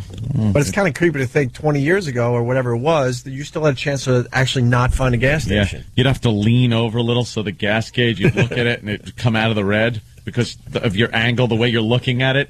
You put your head way against the driver door and go, all right. Yeah, they wouldn't have put a gas gauge in that could let me see that if I still have gas, if I'm leaned over out my window. They wouldn't allow that. I don't know why my wife's with me. Yeah, are you reading everyone's mind right now? What are you doing? Including That's hers. Magic. She remind me of the Cape Cod running out of gas story. I'm like, why is she with me? She's looking down at my now old car. The picture. And she goes, are we going to make it? I'm like, yes, we're going to make it. We Stop. got it. And I think it's Route 6 up there in Cape Cod? Don't be silly. Run out of gas. Way short of the exit. Came up a little short. Way short. And then we take a ride from some pot-smoking kids in a van, all tatted up. And this is the van where they didn't have seats. And they go, we'll get you to a gas station. Did you help them with a couch? They throw us in the back of the van with these... You took your wife in the back of a van with a bunch of... she was my girl. At But that I mean, point. back... I was still feeling it out, I'm just kidding. Yeah, it wasn't like, caring like now. Yeah, now I got to really care for it. No, and I went in the back of this van, no seats. Everyone's hanging around just talking music and going to some tat show or seeing a band, I forget now. They're all smoking pot. And then the guy, to get in the back of the van, he takes out a key and undoes the padlock in the back of the van, and I still jumped in with my girl. Out of your mind? There it is. That's the road. Yeah. And then we sat in the van with all these kids as they're smoking pot, talking music, and then the guy takes off going about 100 miles on Route 6 somewhere on Cape Cod to get me to the exit. How long? I was out of my mind scared. How long from the exit were you? It was a while. It was easily a 10, 15-minute ride. Easily. I was so short on this one. I really... Wow. Why didn't you stop and get gas before? I had it figured out, I thought. Yeah. Huh? And then I was like, oh, my God, the next exit's 10 miles. I'm like, oh, this isn't good. Oh, no. Oh, no. And I knew it, too. And I'm like, oh, please, maybe there's a gas god. Oh, boy. But then I'm sitting on the floor of this horrible van, and then he locks us in. Yeah. Gets us in and then locks us, because that was the only way to keep the doors shut. That's so if the thing crashed, we would have been effed. We wouldn't have been able to pop out of that thing. No. Probably used it to, bring people over the border or something. Yeah, I don't know. Oof. They ended up cool. I lucked out that time. You certainly did. I'm here. I own some, independent record store in Boston. I got a good story out of it. What the hell? I was always petrified to do anything like take rides from people, hitchhike thing. I used to My mother used to just, put the fear in me. Yeah, they're awful people. They're going to chop your head off. They're going to kill you. I was a dope. I used to hitchhike from Geneseo to Buffalo to fly home, and I would take a steak knife and put it in my sock, and then I would just pop my thumb out and take a ride. In case someone attacks you with a filet mignon. But here's me thinking, I could fight off anybody with a steak knife. Steak knife. So I had it in my sock. Yeah. And I would then pop my thumb out, and then whoever picked me up, whatever. Punch you, you'd fall. Hope for the best. Cut your Achilles tendon. Right. And then I would always just throw the steak knife in the garbage as I was going into the airport. Security was way more lax back then. Yeah. You probably could have carried that on the plane almost. Yeah, just saying, my own knife for a meal. All right. We'll mop up next, right? Get the mop out. Sky is higher because there's no hills. I don't know what it is. What? When you're out west Giant in the desert and mountains in the stuff, desert. the sky just looks way higher. Giant mountains in the desert. I climbed up one of those things once and just stood at the top. Could see for so far. It was ridiculous. Did Mickey and Mallory sleep with you? No, they didn't sleep with me. Mickey and Mallory, nice, yes. I really like the desert, the Mojave Desert. I mean, it's a great place to just to hang out there. Of course, shooting everything that moves is a lot of fun, too. Yeah, I liked it out there, too. It's just so weird. It's an alien world. It's like no other. Even a small town is a town. It's a community. There's people there. You are just alone out there. Whoever you're with, that's it. Can I tell you the greatest place I've ever been? Greatest place you've ever been? I'm going to say in America. Desert. In America. From me. Let me guess.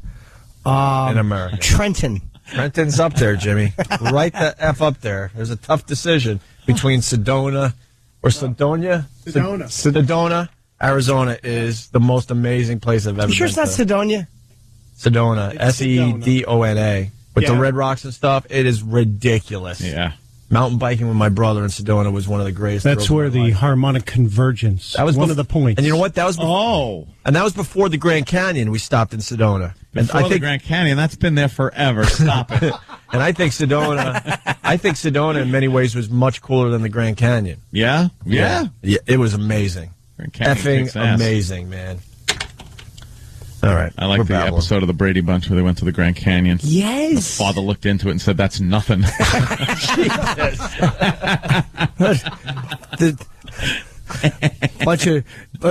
all the donkeys were going down. He's like, "Oh God, that's as many mules." Had more than that. Bunch of mules going into that big hole. Yeah. He kept yelling, "Lucky Grand Canyon." Why the Mojave Desert ant? Because of the like I said, it's if I was a spiritual person, it's almost spiritual. It's just it's everything. There's a sound and a smell out there that I'll never forget. Is it all sand though, or is it? No. It's mountains and brush and sand, and it's not a desert like the Sahara Desert, like people just picture sand dunes. It's there's mountains and valleys, and we went exploring through these canyons where there's just giant boulders that were in that same place when like dinosaurs were walking next to them, and just hadn't been moved. It's just the oldness of it is amazing, because we were in a place where there was nobody, and it wasn't a well-traveled area. This was the middle of the Mojave Desert in about the mid-70s. Right. So it was just nothingness. It was very cool. When did you realize your life means nothing? It's kind of around that time. As far as the time thing goes, you see a vastness that is so much bigger than you. Like the Grand Canyon, like, oh my God. And you realize what a little blip you are on the radar screen. My moment was, I was in the Ho, I think it's H-O, rainforest. Oh, okay. And joking. Right. I think it's called the Ho Rainforest. This is many years ago. With good old John O'Brien. Remember him from AM? Yes. I went out to Seattle to visit him. And we went into the rainforest. And I saw a tree that was probably something like 400 years old on the ground in the rainforest. Yeah. Massive, like almost as wide as this room. What am I looking at? Like 15 feet across, easy, just down in the forest, right? And there was a tree growing out of this that started as a little nothing that was easily 8 feet around. So a tree was growing out of a tree. Yeah, and the tree that fell had a life of easily, 300-400 years. Yeah. And now the new tree was easily into 200 years. I'm like, wow, okay, I get it. I get it. We really got the crappy end of the stick as far as longevity goes on this planet. Right. Yeah, but we didn't have to just wait. We want 600 years of just standing there while birds take dumps on you. I'd rather have 70 person years running around having sex. What are you gonna do? Drop acorns again. The sounds here. No one knows if anyone hears it because I don't have ears. I have bark. Bees live on me. Thank God Jimmy brings it right back. Thank you, Jimmy. Certainly does. Thank you for the laugh. You can't even grope the thing next to you? No. You gotta hope some squirrel carries stuff. A little Just gust of wind pushes you over. But yeah, it was like some kind of acorn fell onto this tree that was rotting in the forest and grabbed hold, and then it's living its life through this tree that fell in the freaking the forest. Danny found a good picture there. That's Mojave. Yeah, it looks like part of it. Why don't you go back out there? A lot of brush. What am I going to do now? When I was a kid, it was fun. We had dune buggies and guns and you still got things guns like that. And you still got kids. Now they probably surveillance. It wouldn't be anything like I remembered it. I just remember. We drove through these towns like that were just, they were big towns until the freeway went through. Like Baghdad. There was a place called Baghdad. For real? Out there, yeah. And Amboy was another place, and these were just like foundations, and then you'd get out and see these little things like a coffee can from like the early 1900s and stuff. Love that stuff. When it was an old mining town. And is it pretty much like quote a ghost town? There's nothing happening anymore? Exactly. God, I would love to check that out. And it's just the coolest thing because all you hear is this constant like just wind kind of blowing through. And it's very cool. I would I would have no problem spending like days there. I would just camp there. I don't care. We were in the Old Woman Mountains, they were called. The Old Woman Mountains, an old silver mine. Yeah. And we stayed in the mining shack and drank tequila when I was 13 years old. Did Dad have a gun with him? You guys had guns, We right? all were armed to the teeth with every kind of pistol and rifle and machine guns at that point. I mean, they had everything. Yeah, you seem like you want to be armed out there. Yeah. Any stranger, because you'd never bump into anybody unless they meant you no good. There's no reason to be out there. Yeah, I think if you bump into someone else, that could be a problem. Yeah, he's trying to stake my claim. Right. You know, some lunatic that has decided he's the mayor of Ghost Town. Yeah. Exactly. Comes out of the woodworks. Take a break. Stunty's going nuts. You know when I had that moment of nothingness where I realized my life was worthless? Voss show? No. Oh. When I woke up, yes. No, I was in bed with a gal. Oh. And I was hearing the, hey, look, don't be upset. It happens to everybody. And I realized I am of no value as a man. You're nothing. I am nothing. All right, Opie and Anthony. We'll wrap up next. It's been fun just talking. Just kind of hanging and talking with my pals. That's what I like doing. My radio pals. I like yapping about things. We're all radio pals. I got a text from our friend Roland. Yeah, what did Roland have to say? 3 stories equal gay. Z. Let me tell you about A-Rod and steroids. Hey-o! Hey-o! And I wrote back, like, haha, you're right. And he said, tell me about your garden is next. So Roland is giving us a beating. Roland's a smart ass. He really is. We let him too close to us. That was our mistake. I know, now we're going to miss him. Yeah, we do miss Roland. We'll get him back. Fun fact, Grand Canyon gets a quarter. I'll let this guy say it. Adam in Boston, how are you, Adam? Hey, guys, what's going on? Fun fact Friday, I'm trying to bring it back. 10,000 years, Grand Canyon gets a quarter deeper and a dime wider. That's about it. Wait, every 10,000 years it gets a quarter deeper and a dime wider? Oh, my God. Yeah, like the width of a quarter deeper and the width of a dime wider. I got it. So even if it was the length, does it matter? Oh, my God. Wait. Exactly. But that wind is blowing a lot of stuff around. It's not knocking. If I went to the rim of the Grand Canyon and took my heel and kicked off a part that's 5 dimes wide, I just made it wider than that. Yes. That just makes us pathetic. Like, our lives are useless when we're flash in the pan. Like, that just puts it in perspective. I think your fact is wrong because I've heard that it actually equals 85 cents. You're doing a quarter of a dime, which is 35 cents. I totally disagree. It all depends on what the dollar's worth at the time. So. Yes, Yeah. Your economics are off. Yeah. This is a hike you could do at the Grand Canyon. And you end up in a part of the Grand Canyon, and you start imagining this is how it has to be on a planet. Yeah. Another planet. Yes. It is so foreign to what you're used to. Faraway land. There was not a hint of growth. It was just all rocks. Rocks, different colored rocks. And It was bizarre, man. Yeah, love it out there. Thank you, Adam. Thanks, guys. Let's say hi to Marine Joe in New York. Marine Joe, how are you? Good evening. Hello, Marine Joe. And listen, I was stationed out in 29 Palms in the early 90s, and we did a lot of training out in the Mojave. But that Amboy area is where Charles Manson and all his lunatic followers were living, when that whole helter-skelter thing happened, man. So it's a good thing you boys were running around armed. Yeah, I know. That's what. When little Charlie Reyes got shot in our group, and the police showed up, I'm sure they were thinking that we must have been some kind of lunatics just hanging out there. But yeah, that Amboy area is it's pretty odd. Absolutely. Hey, one thing for E-Rock before I punch out. Yeah. Hey, E-Rock. Oh well. I hope you catch diabetes. Oh wow. Jeez. Marine Joe. Yeah, let's go to Brendan in San Diego. Brendan. Hey, boys. Hey. Welcome aboard. What's up, Brendan? Well, a little small desert down by my town. Anthony would love it. My uncle's neighbor loves to fill trash bags up with Vaseline and stick them in abandoned cars and hide them. Oh, yeah? Yeah, you have a lot of fun out in the desert there.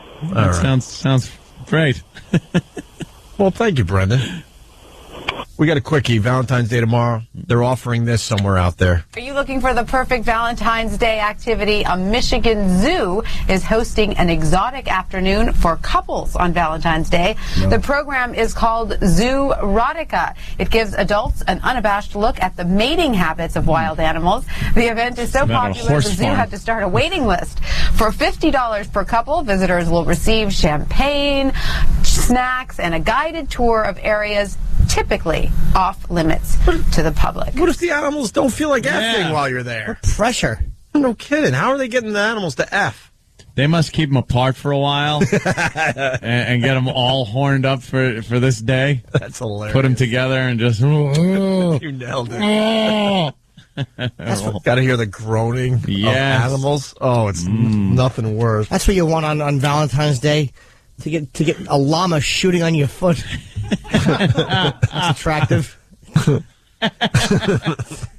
Who needs that? Crush your ankle. Animals having sex on Valentine's Day. What animal would you like to have sex with? Hello.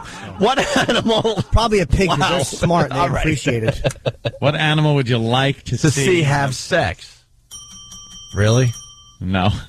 Let me think. It has to be something silly. Porcupines. Porcupines? Oh, I gotta see how they navigate that. Right? It would be silly. Yeah. What about giraffes?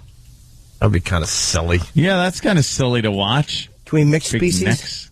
Yeah, you can mix a little species. Mix them. A horse and a turtle. But I want the turtle to be the giver. Oh, wow. Look at Danny. Oh, that's porcupine. Is that porcupines? Danny finds it in a second. Two porcupines going at it. That looks kind of silly, man. That does look silly. Boy, that guy is really playing it safe. I'm trying to think silly here. I mean, the lions... That'd be pretty impressive. Show me rhesus monkeys. Really? I bet they put stupid faces on. Let me say hi to Suzanne in Philly. Suzanne. Rhesus monkeys. Suzanne. Hi. Hi, Suzanne. How are you? Good. How are you? Hi. Good. Happy birthday, Jimmy. Okay. Hi. Thank you very much. Godspeed. I was just going with the Fun Fact Friday thing again. Okay. The concrete at the Hoover Dam won't be dry for 500 years. That's impossible. Wow. The water's against it. Inside of it. Oh. Yes, inside. You know, concrete heats up very hot. Yeah. When it's curing. So is it watery inside that? What they had to do is actually run tubes through it and then feed water through the tubes to keep it cool because it cracks if it gets too hot. It's not as strong as it is. So, yeah, they keep cooling it off, but it's still warm. The concrete is still hot from the chemical reaction of it drying inside as we speak. How do they figure that out? Isn't that amazing? Pretty neat. Yeah. That's a good fun fact. That is a fun fact. Having a lot of fun. Oh, look at the rhesus monkeys going at it. Look at the woman one is looking up and going, tee-hee. The old fisheye. How can a monkey give a fisheye? She's going, that's all you got. Yeah, that it? She's going lower. Wrong one. He's a Greek monkey. They both have red faces. They're all embarrassed that the camera caught them being playful. Look at him, though. He's like climbed up on her legs. Oh, yeah, She's looking at him going, listen, you sick F, it's not your birthday. No. Yeah, what are you doing? That is so funny. Can I Twitter this? I don't think I can. Why can't they just... No, why? It's just animals having sex. There's I don't no know human what their involved. rules are. I don't know. God, would I love to Photoshop that? Of course you would.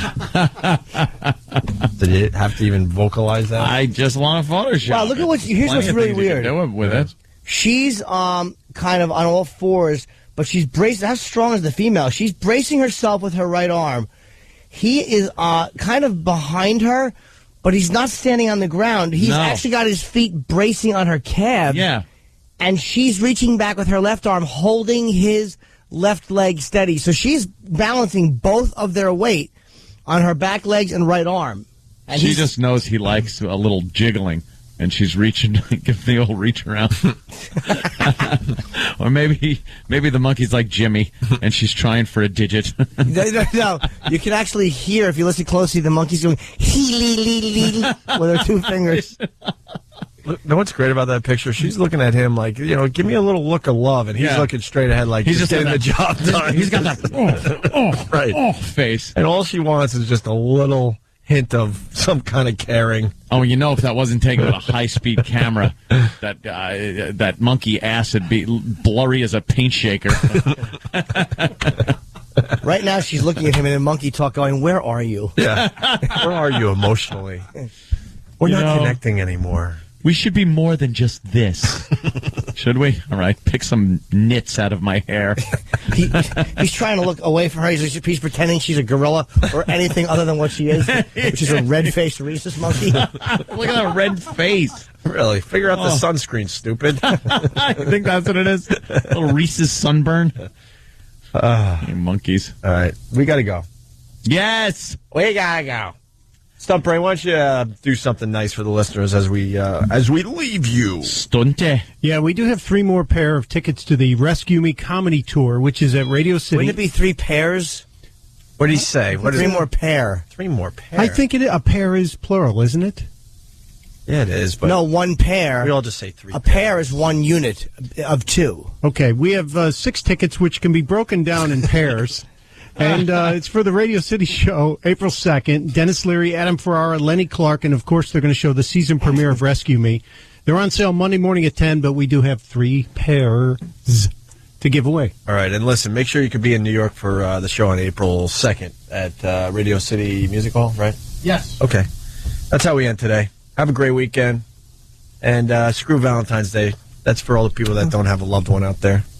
They're miserable tomorrow. I understand. I was there. It sucks. E-Rock, what do you got? What? See, the guy that's buying himself Valentine's truffles. Sorry, E-Rock. Why did you just wave me off? What do you got? Nothing. I'm fine. Ooh, well, talk to Opie that way. What is he all of a sudden chopped tomatoes? Oh. Are you gonna tell me a secret as soon as the mics go off? Yes. Not for air? Yes. Speculate. Blind CC. Are you ready?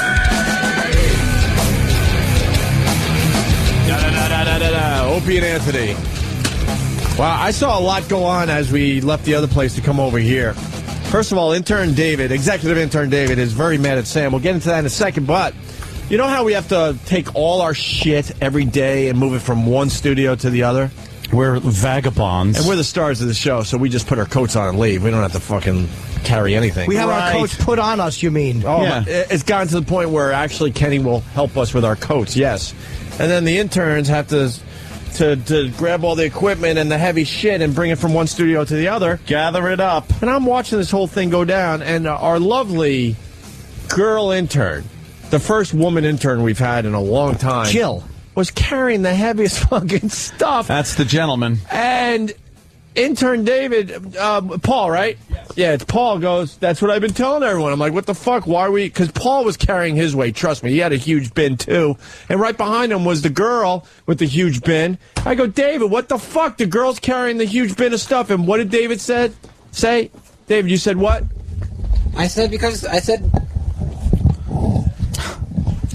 I said because she's a new intern and all the new interns have to start out that's not what you carrying said. bins. Yes, I did. You said to me. Yes, I did. Everyone has to carry something. Everyone's got. What do you want from me? Everyone's got to carry something. Right, that's what I meant. Which sort of made sense until I saw what was in your hands that looked like it might have been a book. It might have been a book. The whole first semester when I was here, I had to carry a bin all the time. She's a woman. She's a new intern. All the new interns have to carry bins for the whole first semester. They're new. Fucking faggot. He's what? You're just a fucking idiot. Look, it's easy to go with, let her carry all the heavy shit. Same thing if they But I want to go with another angle. Your parents didn't teach you how to treat women and ladies? It has nothing to do with her personally. If it was any other girl, they would still have to carry a bin. What the fuck's wrong with you? Any other girl? This isn't the fucking Marines, dummy. Just because she's a member of the intern team, right, of which you've self-anointed yourself as executive fucking... I didn't self-anoint myself. Yes, you did. No, Shut up. Who made you that? Sam did. Sam's a fucking... Sam is a sarcastic idiot who is goofing on you. He goofs on you. I didn't make myself executive intern. would you allow... Yes, you did. No. You acted stupid enough for Sam to realize he could put that title on you and you'd actually believe it. So you self-appointed yourself. Sam, did you, as a goof, you appointed him executive intern, right? Maybe it's time to tell him. David is executive intern because... There's no such position. Sure there is. He's There's a not a senior intern. position. No, he isn't. That's how I see you. This position as senior intern. Yes, there is. How are you senior fucking intern? Because I've been here longer than any other intern. Who appointed you senior intern? It just automatically becomes when you've been here longer than it's not. That's not in any rule book, you dummy. A certain other intern called himself senior intern. Hey, who called Ron called himself to me senior intern all the time. He always said he was a senior intern. How is that? Shit. How is that appointed? How does Sam appoint you senior intern or executive executive intern? Which there is no such thing as executive intern, but he did, right? He did, yes. He did. Yeah. Who's bigger in this operation, Sam or me? You. Me. Right. You're out. You're now executive intern. Disappear, All right. Where are you pointing at? That's it. Oh, my God. Who do you think he's pointing at, David? Okay. He is now executive intern. You are just an intern now. You've been fucking demoted. Okay, fine. How does that feel? No. Fine. And Sam can't do anything about it. No one else can. No one can override or veto this. Okay. I am the almighty fucking Fuhrer. Yes, you are. And I Sure. say that you are just an intern. As a matter of fact, you're fucking bottom of the barrel intern. She's fucking bigger than you right Okay, now. fine. If she's carrying a heavy thing, you have every right under my fucking jurisdiction to say, hey, carry this. And he can't fucking say no or you're out. And can I suggest something? What? I know you're the Fuhrer and all, but how about we twist this a little bit and make her executive intern because of what happened today? You're out. You are now executive intern. How does that feel? That could What's your work for name? me. We don't even know you your can name still yet. put it on your resume, douchebag, so don't worry about it. Right. What's your name? I'm Jill. Jill is now officially the executive intern There of the you Opie go. and Anthony. Sorry, Paul. I know you're trying, but you know. If it had to be someone, I'd rather be All right, because you understand how intern. you understand What's the how matter? to take Jimmy's got a problem. Not even a problem, just a question. Yeah. Did David really do anything wrong when he, in an act of corporate responsibility, Here we go. treated all workers the same? Now, women complain they don't want to be handled differently. They want to be treated as everyone else. And so David said, well, you're one of many. Pick up that bin hole and meet me over at the next joint. You know what? David treated her. He dictated. That's all well and good, but duty. we don't follow the corporate world in this environment. She's a skirt with some nice cans and stuff, and now we're making her executive intern because David didn't treat her like a woman.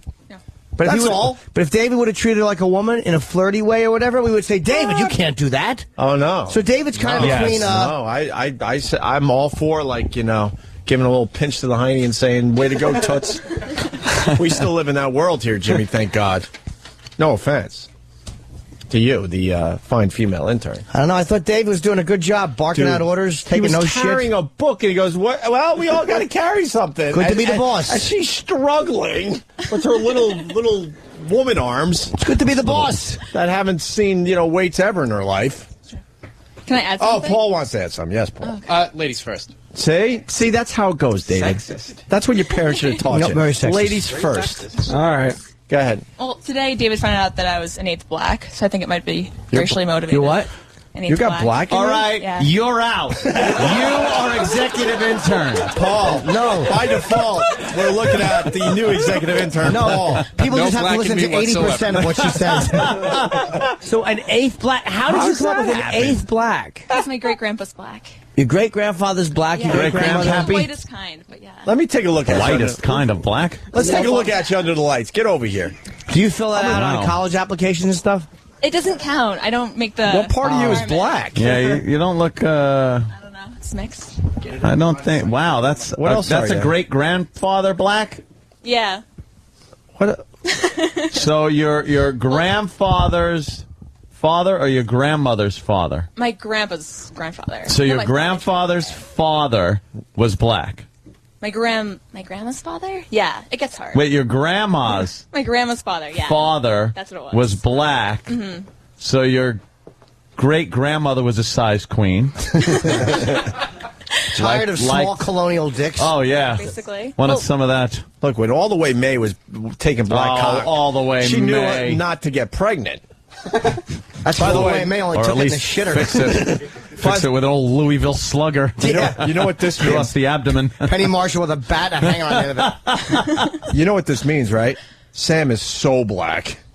Yeah. Oh, Dude, yeah. If she has a little black and you stop with the argument that you're not black. You could use the N-word on the show with impunity. Oh, that's how black you absolutely. are. Why don't you do give it us off one? here. Sam, give us one. You No, gotta, no, I won't do just that. give us one. No, I've got to. That's the rules. If you're black, you're allowed to say the N-word, so do it. For I want to everybody. represent the community properly. If I'm going to represent Well, the then do community. it with the IGGA thing. I can't do that. That's not Why? proper. That's safe. It is? No, it's not safe. You're not going It to trick certainly is safe. me. I can't do this. All right, who's executive intern now, Ant? We got all sorts of issues here. David's out. Do we give it to the girl, or do we give it to Paul now? Well, I gotta give it to the girl, I guess. All right, you're Yeah. executive Cool. intern. Yeah, I'll That means show a little I've cleavage around the transcended office. some of my racism, even though she's, whiter than I can. It's amazing, right? What is How does that happen? Jesus. That's a little weird. Yeah. I have to accept this under protest. Why? You still think David should be? We don't live in that corporate world. I understand what Jimmy's saying. Not but- even the corporate world. I think even more than ever now. No disrespect to her, but more than ever, Yeah. I think David has cemented his position as executive intern. He's not fucking hobnobbing around with the cute girl. He's carried this shit. Me and my book are heading out. She just unbuttoned a button, Jimmy. She knows how to play. Oh, One all button. What right. is that? She knows how to play. Back in the game. Yeah. See, she heard you saying something, unbuttoned a button. There you go. I'll take the Negro over the Jew. Wow. Wow. That's how I'm judging this. David, you're out for a while, man. I don't know what to tell you. You disappointed me, man. She's fucking struggling down the hall with this huge bin, and David goes, we all got to carry Figures. some. If David had something that looked like he was actually carrying something, then maybe. I hear you have another problem with Sam today? Yes, that is true. I hear Sam and Oh, David boy. had a falling out today. No, too. because Dude, they're all the this going best. down. They're what I call asshole buddies. Yeah. This all went down the last, 5 minutes of the other show. What happened? David, what happened? You should be happy. The Penthouse girls are coming in today. The one girl likes to hook up with an intern when she's here. That's what she likes to do. Correct. So what's the problem? You should be psyched. I was psyched for them. They're both coming. Right, so what's the problem? The problem is that at the end of the over at CBS, at the end of the show, when I was standing up doing something else and I was not looking, my jacket was sitting on a chair, and Sam over here proceeded to spray liquid A all over my jacket when I wasn't looking. Yes, you could say liquid Yeah. ass. Liquid ass, yes, when I wasn't looking. Liquid ass has made itself back, has brought itself back. yeah. Huh? Yeah, he did not- he Brought did back not- into the show. He did not question me and say, is it okay if I spray liquid ass on your jacket, or I'm going to do it. He did it when I wasn't looking. She won't even notice, man. What's that? Is that what you're worried about? I am, no. She ain't gonna worry. She ain't gonna No, notice. no one's going to know now because I left the jacket over at CBS. I didn't bring it here. Well, Stumpbrain just called Steve and said, if somebody doesn't come get David's shit out of this office, I'm throwing it in the garbage. And that's an expensive jacket. Yeah. Here's Do I have to go back there and get it? Yeah, you do. a text that's coming in. Opie, from what you said before, ladies first.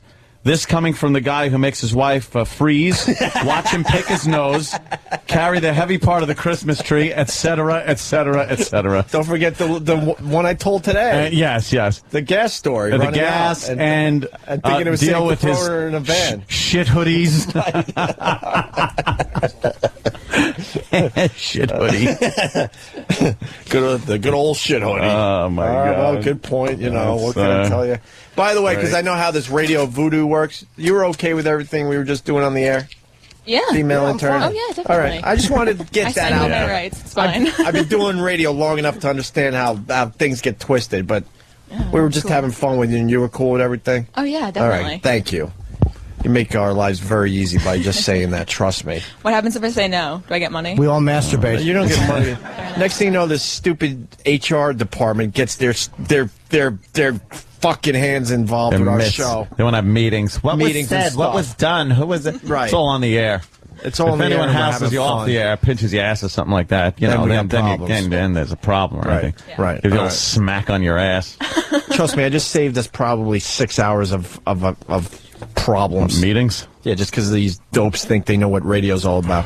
All right, so David, you're not happy with Sam. No. You want to have it out with Sam a little bit? Are you guys through, you think? Go get him. I don't know. I'm wondering if anyone's going to get the jacket. Someone has to go get it, I think. I agree, David. You want to dictate that? No, I can't dictate. That's right. No, that's right, Jimmy. Oh, when you were I appreciate you, though, Jimmy. You stood up for me. Sure did. That was very nice of you. The executive. He's been on a. I think I have to get it myself. I can't designate. He's been on a self-destructive journey. He's isolated Delegate, his by the way. friendship with Kenny. He's not friends with Kenny anymore. Why aren't you friends with Kenny? Kenny loves you. Kenny He buys did. you breakfast every morning. Bought. Not anymore. No. What happened, Kenny? There was a falling out? Here comes Kenny. You now. two are Sam, why like did you two do it, peas Sam? in a pod. Yeah. Uh-oh. 2 J's in a pod. Look at David just shaking his head, looking at the ground. Why are you Sam. doing this, Sam? Why? What's that about, David? David's crashing and burning. What happened with you and Oh, boy. David? Well, jeez. Wednesday I delegated a specific task to David, and he failed to complete that task. What was it? Uh-oh. He was supposed to, when your coffee pot lights up in the morning, pour your coffee. And within the 5 minutes it took for the coffee to percolate, David forgot all about it and just decided to go on the internet and look up whatever he looked up. Oh, boy. Oh, Well, maybe, Kenny, I got to say, maybe David did forget, but perhaps he was doing some kind of show prep and he got carried away. And you can't fault the man for working hard for the radio program and forgetting something like that. James, now, let's not be confused here. Nothing is more important than GH when it comes to his coffee. Fair enough. I don't even disagree. And I was wondering why I had a bad show Wednesday. It all started with the coffee. Oh, David. Coffee was bad. It threw me off. That'll do it. And then Sam was trying to get David to apologize to me and reconcile. Right. And for whatever reason, David is refusing to reconcile. Why won't you, try to get nice with Kenny? Yeah. I apologize. I'm not mad. I'm just hurt. Like right away, right away when he told me that I forgot to do, and I realized that I forgot to do 10 times. I said, "Oh man, I forgot. I did. I'm sorry. I apologize." Yeah. Like right away, I did. But now you don't like Kenny. I did apologize right away. But you don't like him.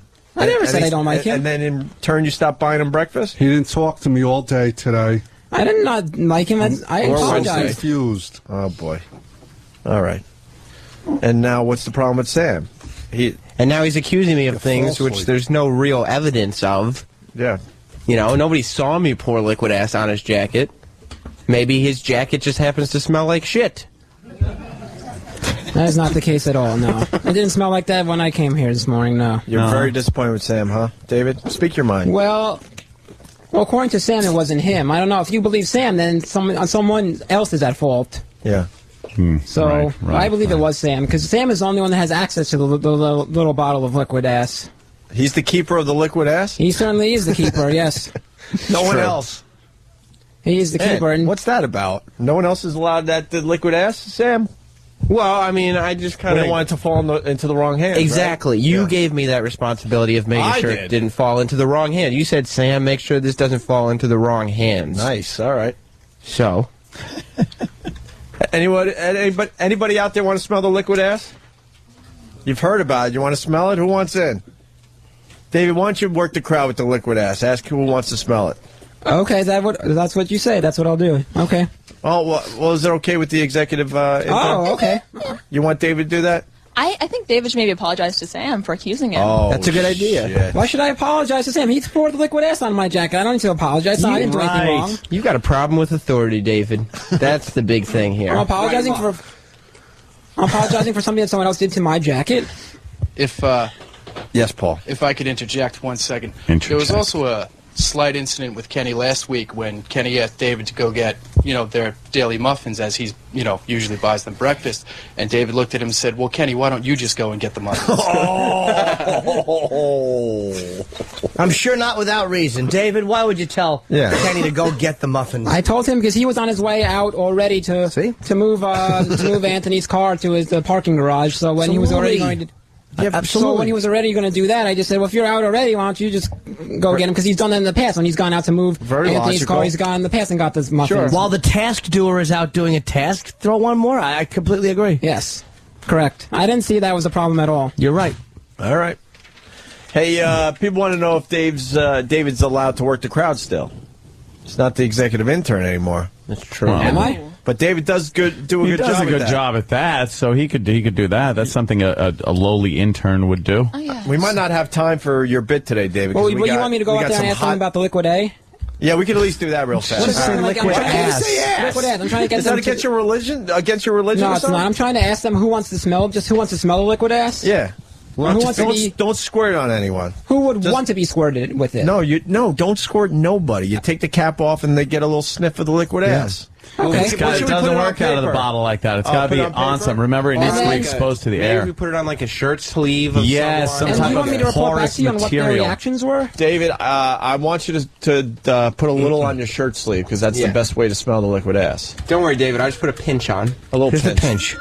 And then you want me to report on what people's reactions were? Yes, No, please then do. you work the crowd and go, who wants to smell the liquid ass? And when they raise their hand like, ooh, me, because everybody wants to, then they smell your sleeve. Right, and you want to know what the reactions are? Yes. We'll get the reaction because you're going to have a microphone. Okay, just a pinch, Sam. Yeah. Just a pinch. You didn't spray a lot. A pinch. Between your cheek and gum. Sam, just a pinch. Right, just to get your sleeve. No, I agree that David... no, go ahead, Sam, just do it. David, I actually... Oh, my, what happened? Did The bottle is broken. Yeah, the bottle must be broke. David, what happened? If that's the case, I'm not going to do it. I wasn't forewarned about this. No, huh? But you have it on you, so you might as well now. Yeah, now you know. How bad does it smell? Probably Take not bad at ass all. and make ass aid. How bad does it smell? It's on the sleeve. It's on the sleeve. There you go. All right. Does it No smell worries. bad? Yes, it does. Yeah, it smells really, All right, really now bad. go and work the crowd. Oh, is that his ass no, jacket? look who it is. No, don't wreck his jacket. That wouldn't be. Oh, what's No, the I was matter? just Look saying- who it is. What do you mean? Look who it is. Joe brings the jacket. Uh-oh. Joe has his own You have a issues problem with this show. Joe? Well, no, I just have a problem with someone bringing the jacket back. Anyone would have a David, you problem. got I don't want this jacket. You're really stupid because if you said I have a problem with Joe, then Ant would have liked you because Ant has a problem with Joe. Does he? Well, Yeah, you would I have something in did. common. We kind of, you know, Oh, I we didn't sort of thing. I don't hold a grudge like David does. No kidding, my David God. holds a grudge like, oh, well. But the irony is that since Joe brought back David's jacket and it was already sprayed before, we didn't even have to spray David. I know, isn't that No. crazy how that That's happens? so weird. Now the jacket, and isn't it weird? The jacket came in seconds after David was sprayed with much too much liquid ass. That's crazy. From that broken bottle, Isn't I it? guess. Yeah, it's malfunctioning. All right, David, you got the microphone, you got the liquid ass on your sleeve. We're getting ready for Taya Parker and Shauna Linnea. Linnea? How do you say her last name? I'm going to guess... we know Linnea. Taya. Taya came in here as Penthouse Pet of the Year. I tried fucking with her, and it turned out she was very cool and did everything we asked. And she has come back. And I guess her videos are a huge hit online. They're everywhere. And she's on Rock of Love Bus or whatever it's called this time around. She's Rock great. of Love Bus? I actually... What is it called? Rock Bus? Rock of Love Bus, yes. It is, right? I actually have vibes from her. Really? Taya? No. Oh. Well, it wouldn't be the first time. Why is that a surprise? I was kidding. I got none. Whatever happened with that one? It was wonderful. And then you moved on? No. Because people still ask. She did. She moved on. Well, no, she lives wherever she lives. Yeah, all right. David! But it went well. Very good. David! Yes. All right, work the crowd. You got the liquid ass. Now, take the mic from I almost Sam. came at her. I love you. Oh, my God. Fucking Jimmy. Nice. All right, David, why don't you work the crowd? You got the mic. All right. The stage is you. we could turn up his mic a little bit. That would be nice. Yeah, and the crowd mic too. Yeah, I haven't heard the crowd mic too well today either. You're right, Jimmy. Can the crowd say something? Hello. Is that on or no? Yeah. Okay. It doesn't really sound like it's on. No, it sounds like it's coming through the door. Sam, is that on? Say something to the mic. Tap the mic. Testing. Yeah, Okay, it's on. All right. All right. David, go ahead. Do your job. All right. Just introduce yourself. Say hi to everybody. Hello. I'm intern David. What's your name? Adam from Jersey. Adam, nice to meet you. Have you ever smelled liquid ass before? I have not. Would you care to smell my sleeve? That's pretty bad. That's pretty bad. Would you like us to spray you with some liquid ass? Jesus. No? All right. No liquid ass for me, thank you. Okay. Oh my God. So Hey, what's up? I'm intern David. Your name is? Hey, man, I'm Chris from Phoenix City, Alabama. Have you ever smelled liquid ass before? I have not. Would you like to smell my sleeve? Why not? It's filled with liquid ass. Sure. Bring it on. All right, here you go. It's filled with liquid ass. Oh, What do you think of that smell? you smell like shit, David.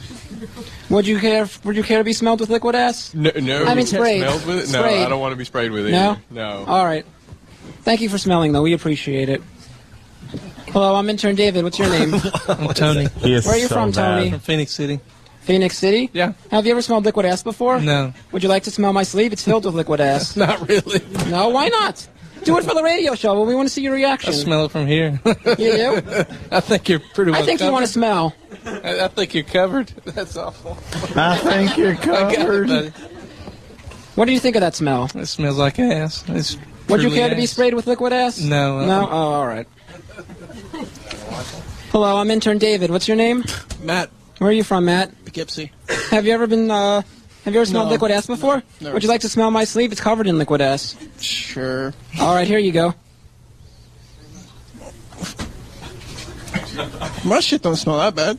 Nah. Actually, no, mine smells worse. Yours? What are you talking about? Are you covered in liquid ass? No.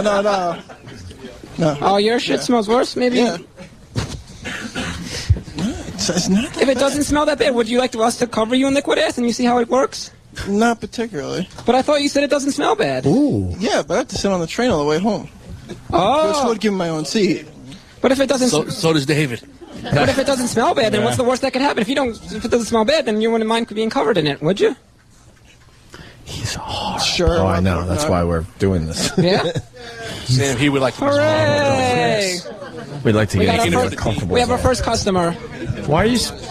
He really wants to be sprayed with it? He said he doesn't mind. He said he doesn't mind. Yeah, all right. He's not reacting. He's not. He says that. It's fine. It's not bothering him. Yeah, give it a moment or two. You're a little in the hood. Yeah. Sam, Yeah, is this Christmas it time. starting to smell out there? Yes. Yeah, You it's smell out here. yeah. This smell is horrendous. Thank you so much. You're a good sport. All right, David. A good sport. David, you don't have to work. Just ask who else wants to smell this. Let's get this We're over going down with. to everyone in the line. No, that'll take forever. There's like right. 50 people here today. All right. Yeah. But I your agree. heart's in the right place, David. Yes, it is. I agree. How about one big announcement? Who wants All to right. smell my sleeve? All right. All right. Hello, I'm intern David. Who would like to smell my sleeve? It's covered in liquid ass. Does anyone want to smell it? Anybody at all? Do you have any takers? Yeah, I'll take a little bit, David. All right. All right, step right up. Step right up. It's like it's something good. Yeah. Hello. What's your name? John, Where are you from, John? from Boston. Have you ever smelled liquid ass before? I'm from Boston. So what does that mean? He elected no, it mayor. My sleeve is covered in liquid ass. Would you like to smell it? Sure, Dave. Let's. All right, here you go. All right. Oh. It's almost like a farm, like horse shit or something. Yeah, that's pretty accurate. Thank you, David. Oh, you're very welcome. With a little baby shit mixed in. Yeah. Do you have any other takers? Would anybody else like to smell? All right, come on down. Oh, look at that. Come on down. Unfortunately, this is gonna be the last one. I know this bit's killing. I know, it's we got other things we destroying. got to do. Hello, I'm intern David. What's your name? I'm Ben from Albany. Ben from Albany. Have you ever smelled liquid ass before? Yeah. Would you like to smell my sleeve? It's covered in liquid ass. One time only. Let's go. One time? All right, here you go. What do you think of that smell? It's like liquid swamp ass. Yeah. Yeah? Pretty much. All right. All right. Thank you, David. Thank you. And I want to just give a thank you to the fan that covered himself in liquid A. That's very nice. Liquid of you. ass, David. You Liquid could say ass. it. Liquid Say ass, it. yes. God, liquid I wish ass. it was called liquid cunt. Liquid ass, yes. Just so we'd have to say that. Yes. All right, David. Good job as always. Yeah, that was Thank you so much. That was just amazing, David. Right up there with some of your Fascinating. other appearances. We're gonna take a quick break, and is Taya here? Yes. Oh, they're here. Mm-hmm. And All right. and Shauna, how do you say her last name? People are psyched. I'm guessing Lene. Yeah, that's what it is. Yeah. People are psyched that she's here. They're like, "Wow, she's a goer. This one is a live one." Well, we have one of and her. Taya's a live one. We have one of Shauna's Penthouse Presents movies.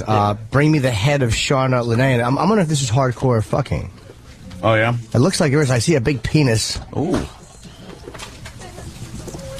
I'm trying to see what she looks like, Jimmy. She's on the cover. She's lovely. Holy shit. Yes. All right, we'll continue in just a bit. Opie and Anthony.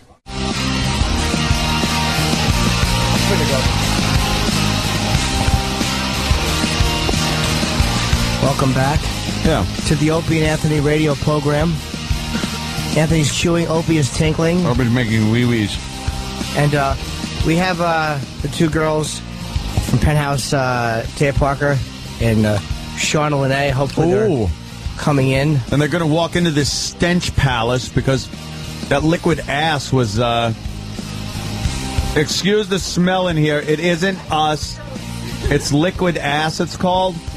Yeah, why wouldn't you put It's one horrible. on each mic, E-Rock? What are you doing? They're sitting here. They're sitting right here. What? I don't know. Oh, thanks a lot, you cock-blocking motherfucker, Jimmy Norton. That wasn't me. I didn't ask him. You told her to move. No, I was saying one on each mic. Yeah, 1, 2. And then dummy moves him over. I got nothing sitting next to me now. Nothing. Why don't you put David in the fucking seat next to me? I'll grope his dick. I meant... Ugh, I'm tired of this shit. I meant one there. Fuck this. I thought he was Sorry, putting... ladies. Okay. Sorry, ladies. He's having a mental breakdown over there. Oh, always. I thought E-Rock was putting two people on one microphone, so I'm like, why don't you put one That would there? be silly. Yeah, I know. I don't get to fucking see and get the nice fragrance off of girls. Yeah, I think this should... I gotta fucking get... Oh, How about guys, this? get away from me. I'm sick of guys. Do you want David here?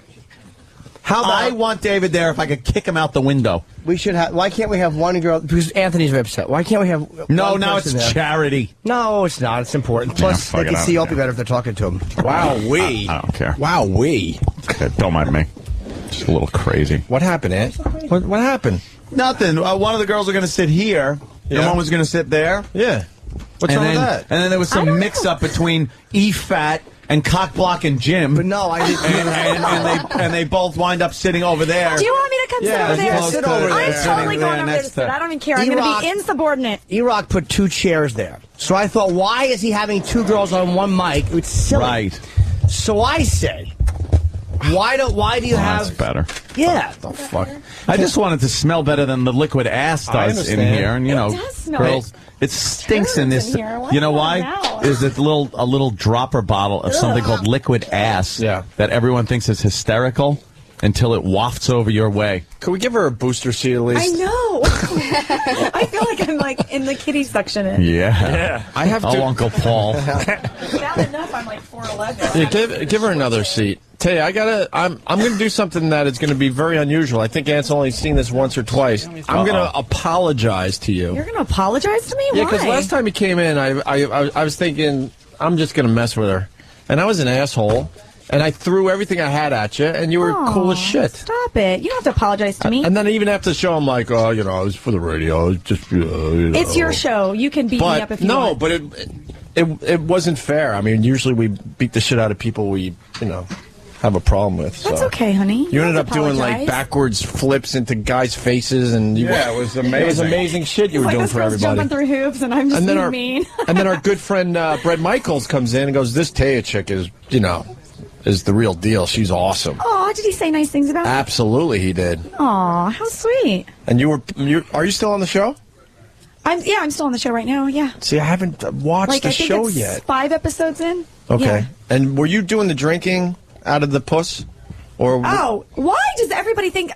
I don't know, heard 'cause I that haven't from seen it somebody, yet. And I'm like, I wasn't even anywhere near that when it was going on. It was two blondes. I don't even understand how it could have possibly been confusing to me. everyone is saying that you were part of that? Absolutely not. Were you Never in a pouring million years. Were you just pouring the liquid? Nothing? I wasn't even near it. It was two blondes. That's why I'm kind of confused about the confusion, because I'm clearly not All a right. blonde, so I don't understand why everybody thought that was me from your show. You know what? It's okay. I mean, anytime I'm involved in controversy, especially if it's not true, I'm all about that. Right on. Okay. Does Brett have a big penis? Oh my God.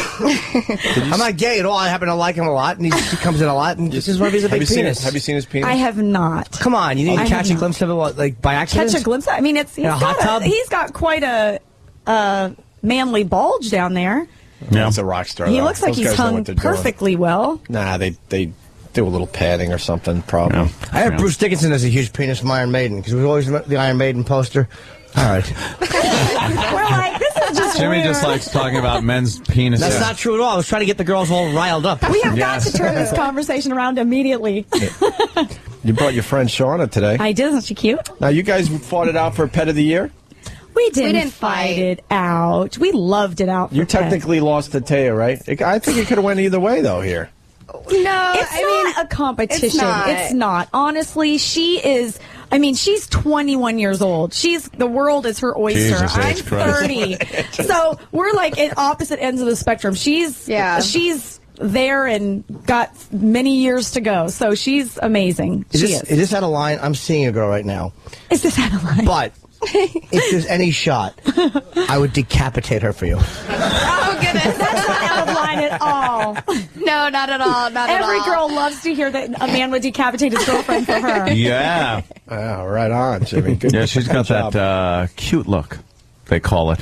The cute look. Girl I next get door, called very- cute all the time. I Yeah. really don't like that word. I don't Yeah, like but you it. know something? You're stuck with it, I think. Well, you got the dimples. It's those little dimples and everything and the little blue eyes. She Besides was those amazing adorable. tits, you got those dimples that are so adorable. Yeah. I like your two dimples. It is, and it's the big smile. It's like, it is very cute. Oh. Yeah, you look Thanks. like you could be abducted walking home from high school. I've almost been abducted before. Almost? Really? Unlucky that devil. about? I pepper sprayed him. Yeah? Wait, This tell was us the only story. 6 months ago. Holy shit, what happened? Me and my girlfriend at the time, she was even younger than me. She was only 19. We're at a gas station, and this guy, literally climbs in our car, and I pepper sprayed him. He was like, "How old are you?" And she said, she's an idiot, though. She opened the door for him. What an idiot. Don't open a door for a guy you don't know. So... And how'd you get the pepper spray out of your eyes? She's not very it wasn't me. Actually, I kind of got my girlfriend, but it didn't Yeah, hurt collateral damage. You're like, It's all close your right. mouth, close your eyes. I'm spraying him. It's going down. me. Yeah, right? It wasn't fun, and it was right near the If you place didn't I was have living that, at. you'd have been getting sprayed in the face. That's not anything to toy with. Oof. That hurt.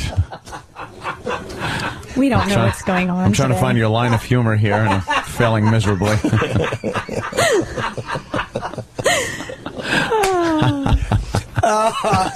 That was my favorite moment in him, because I'm looking at Anthony and I can't see his mouth. All I can see is hat and eyes. I know, and a bomb. What happened? I tried to make a joke about, somebody sexually assaulting somebody and maybe jism flying in their face instead Thank of you for pepper clarifying spray. that for the rest Yeah, of the room. I like really getting blunt and to the point on a story and a joke bomb. It's okay. So, Penthouse, huh? Penthouse. Yeah. She's That's on the thing. stands right now.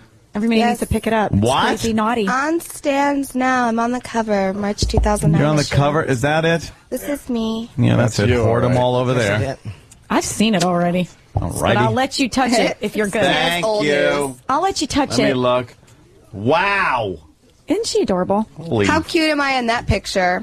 That's, That goes past cute. Yeah. Thank you. That's absolutely not the first word Yes. that comes to mind when I see that. Do you take cute as not insulting, but Yes, as not I take it as insulting. because you want it to be sexy or hot. That's cute. worry, Cute it is a is. little girlish. to Yeah, you? cute is way too little girlish for me. I like... Honey, embrace I don't the mean cute. like that. I like older men, and it really freaks me out when they call me cute. You're cute in a It Jean really Benet does. Ramsey kind of way. Yeah, see? That's not good either. I'm teasing, of course. Or like a Dakota Fanning. Everything just got really creepy. I know. This is what I go through every day, Tam. Yeah. Taya, That's being creeped out. Taya, what are you waiting for? Get her clothes off, will you? You want me to get her clothes off? Yeah, man. I'm totally Gosh, not I have capable to bear by all the myself. burden of responsibility every time I come in here. She might follow your lead. I thinking. feel so stressed out right now. Shauna, take off your clothes. Let's play. Let's play. A little, Seriously, I was completely. let's play a little game of declothed chicken. You take last a piece time. off. Chicken. You take a piece off, and she takes, and then let's see how far we can get this going. Opie just sits there and stirs the pot. I love it. Yes, He's a I pot do. stirrer. Wow. Okay. These All right, pictures Taya will are take her very, shirt. very nice. You guys I want must to see Taya take her shirt off? No. No, that's icky. No, Why would you nobody wants suggest to see that, Opie and boobies. Anthony? That's so bad. Wow. Oh. We're like, are you serious? I know. I'm like, What's wrong with taking your clothes off? You got a boyfriend or anything? no, I do not have a boyfriend. I am single as single could be. Oh yeah. Yeah, we're scouting her out Do you some use your options. singularity? Do you just use it? Do you or do you like I'm single and I don't see anybody or anything? No, I would love to see somebody. Yeah. I just haven't found that right guy yet. Well, you looking for a guy with a movie theater in his basement kind of a guy and shit like that? Pool and a jacuzzi? Is that what you're looking for? No. Just asking, just randomly I'm asking. looking for a guy that's not jealous about my job. You do hardcore? Yes. Cool. What if he's But I jealous? don't want to date in the industry. So What if that he's makes- jealous of all the big dicks you're That's a getting? problem with some guys? Oh, yes. Are you kidding? I'll date a guy for like That's a insane. week, and then it'll turn into, okay, well, you have to quit your job for me because I just can't handle it. Wow, that's insanity. And that's only It attracts one them, of, and then like, once they get you, 20. it's like, I can't take it. Yeah. It is tough, though. I mean, to date, I've dated a little bit, and it is difficult if you really just fall for somebody. I couldn't imagine getting jealous of something like that. Anthony certainly wouldn't get jealous. Amazing. Oh, her eyes just perked up a little bit. But if I'm somebody lying is through having, my fucking teeth. I'd lock her in a closet. yeah, it's hard because you're banging guys like fucking Manuel Ferrara. Yeah, and then what are you going to come up with? Yeah, nothing. He's in better shape. Hope this works, honey. Yeah, that makes it very difficult for me. Does it? You're a size queen? You like the big, I do. yeah? I've always liked the big ones ever since Yeah. the first time. You need a guy to bottom out? But what's up with the lady saying? I'm your man. What's up with the lady saying it's not the size? You know what? Honestly, It's a for lie. me, Yeah. it's not. Like, I've. Well, you're a tiny little thing. I actually have run scared from guys with big thingies. Bring I'm like, it oh, on you're is not what I touching me say. with Oh, I that. like that. I'm out of here. This would be way more interesting if you guys were naked. I got it. I do kind of agree. I mean, Jimmy, are you with me? Yeah, because there's a lovely, look at the lovely It's crowd. so weird, but I become If a, I take my top off, will you be nice to me this time? yeah. I become a much better listener when the girl's naked. It's She's just sitting there like zoning out, like, I'm Yeah. sorry. Wait, aren't you You're guys? on the stock ticker. at Ears this perk point. up when I see You are breasts. both doing an appearance today, correct? We are at the Romantic Depot. What's that? In New Jersey from noon to 2. You At want to talk Paramus. about getting carjacked? Jesus. Oh, stop it. We love that place. Everybody comes I don't know out. the They're place. so great. The Paramus is a little weird. Yeah. Well, it takes weird people to want to come and see us and drive all that way. Last time I was there in a snowstorm and people were there. I'm like, you people love me, and I love it. They love, nude girls. All right, Shauna. Okay, here we go. Unleash the beasts. All right. I put on a bra and everything. This is so Oh, high how maintenance. inconvenient. It is. I have it's a so brand new inconvenient. bra on today. Never Sweet worn. pickles. It's all lacy. You guys are going to love it. All purdy. Mine's not. I have to go Yeah. straight for like conventional. I need my girls to be stabilized. Staple. They don't make pretty bras in size huge boobs. Size huge boobs. I've never Size heard of huge that boobs. size. Wow. Oh, yeah. Okay. Wow. Yeah, those are boobs. Are you guys Yeah. happy now? Yeah. Wow. See, that's is a Seriously. nice, very pretty green, forest green. Look at her. You know what's bra. awesome about this bra? It's That you're coming going to off. take it off? There are hot tits under it. It's Wow. got little lips on the That's inside. fucking ludicrous. So my nipples are being kissed at all times. They are very, if you don't mind me saying, that they are rather large, like very protruding, lovely nipples. Very protruding. They could poke somebody's eye out. They are lovely, very pert, very pert nips. Okay, this makes me feel a little like naked. Just a little, Why are you too. offering You are me a little naked? It's naked. making me feel a little uncomfortable. No. Why? Because we got a big audience today? Well, no, I'm fine with audiences, but it's just weird trying to talk serious when your like boobs are out. Stop looking at my boobs. Listen to what I have to say. It's so smart. Oh, boy. Aunt? Opie, are Yes? you listening now? What happened? Excuse yeah, me, are I you am. listening? I am. I want you to do something for the If you're not listeners, listening, though. I'm putting my shirt back I on. certainly am. I got a couple things going on here right now, though. You don't have anything going on. I want one of you girls to like rub your like boobs up against the glass, kind of like if you're old school, like Kentucky Fried Movie. in the shower. Catholic high school girls in trouble? Thank you, Anthony. Yeah, I For the remember that. listeners, because For the listeners, because they got their cameras and everything. You push them up against the window and make them look silly. Was it like a photo op? we keep them there. I don't know if I want everybody taking pictures of my titties. Yeah, right. Honestly. We keep them there Why, like what the happened with caged chimps that they are. They have no joy in life other than the bosoms of our guests, Tony Taya? Rock. What? Could you push your boobs up against the You glass? guys It's a wall are of glass. just totally. I'll sexy it up. I'll push my ass cheeks against the window if you push your breasts against it. See, Really? that's, Of course I will. Your bare ass? Tay, I think Double that's a threat. deal. Jimmy laughs at Double that threat. stuff. That's easy for Bare him. ass? Of course, what else is there? You'll take your bare ass out and put it up against that window. Yeah, his greasy fucking bare faster ass. than I'll breathe. Get I'll that do that. bare ass out before I get up, because I'm not going to get all up and start. Oh, no, he'll do looking it. at Taya. He's not going to fucking... Oh, shut He's up. not backing out on anything. Jimmy is a trooper. Jimmy, I want to get a picture of this. Hold on. She Jimmy's wants a picture, trooper, Jimmy. man. Hold Those on. poor Hold on, people. you're going to have to edit the Those log. poor people. I feel bad. There you go. And they're taking pictures. Oh, yeah, they love it. It's Jimmy's ass.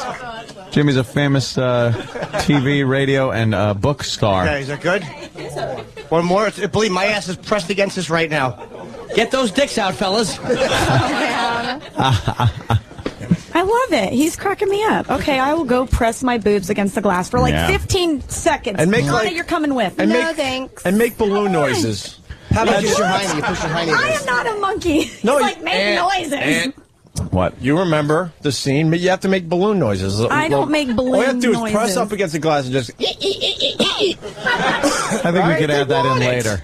Monkey, jump through this hoop. All right, Yeah, Yes, Daddy. exactly. All right, we'll do the sound effects. You just do the pushing of the boobs. Here's Taya, everyone. Boobs. Okay. Here, up against. There it is. Push.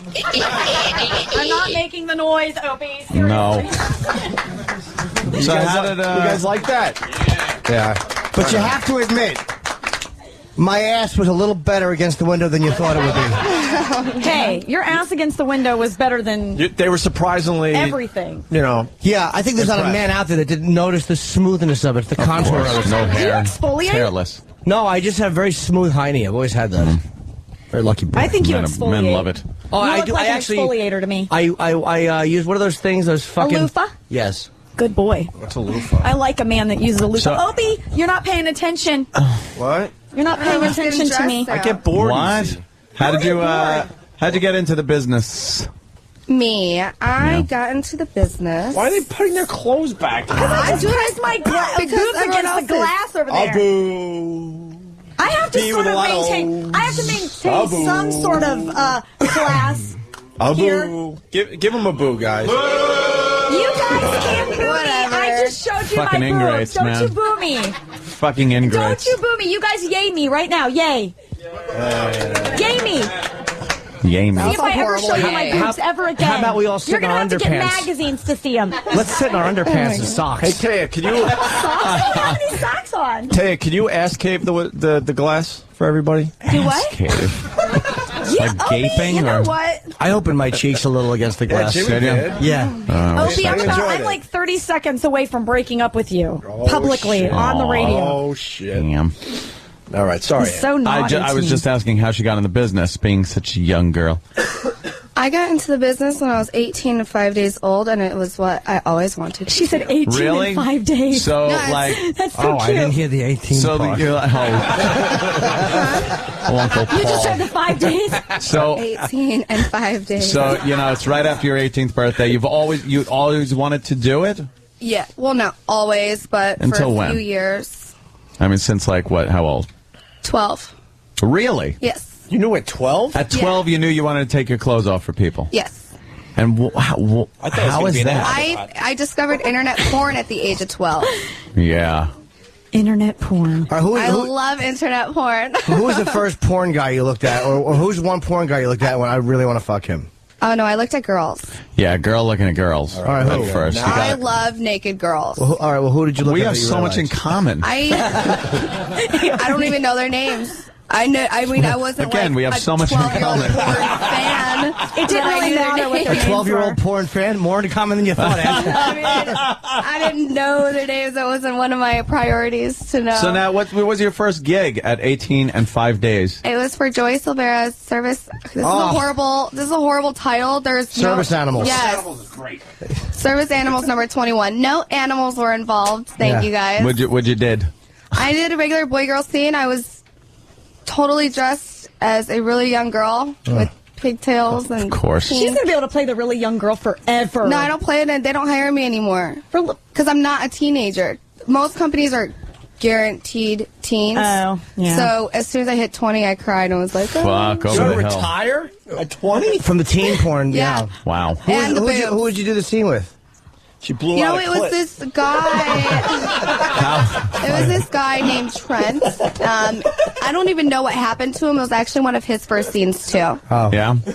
And what before your breast enhancement, were you very small? Up I top? had nothing. So you really pulled off the kid thing. Yeah, I hated it. I had fabulous I boobs. I hated wish I it. would have never gotten my boobs done.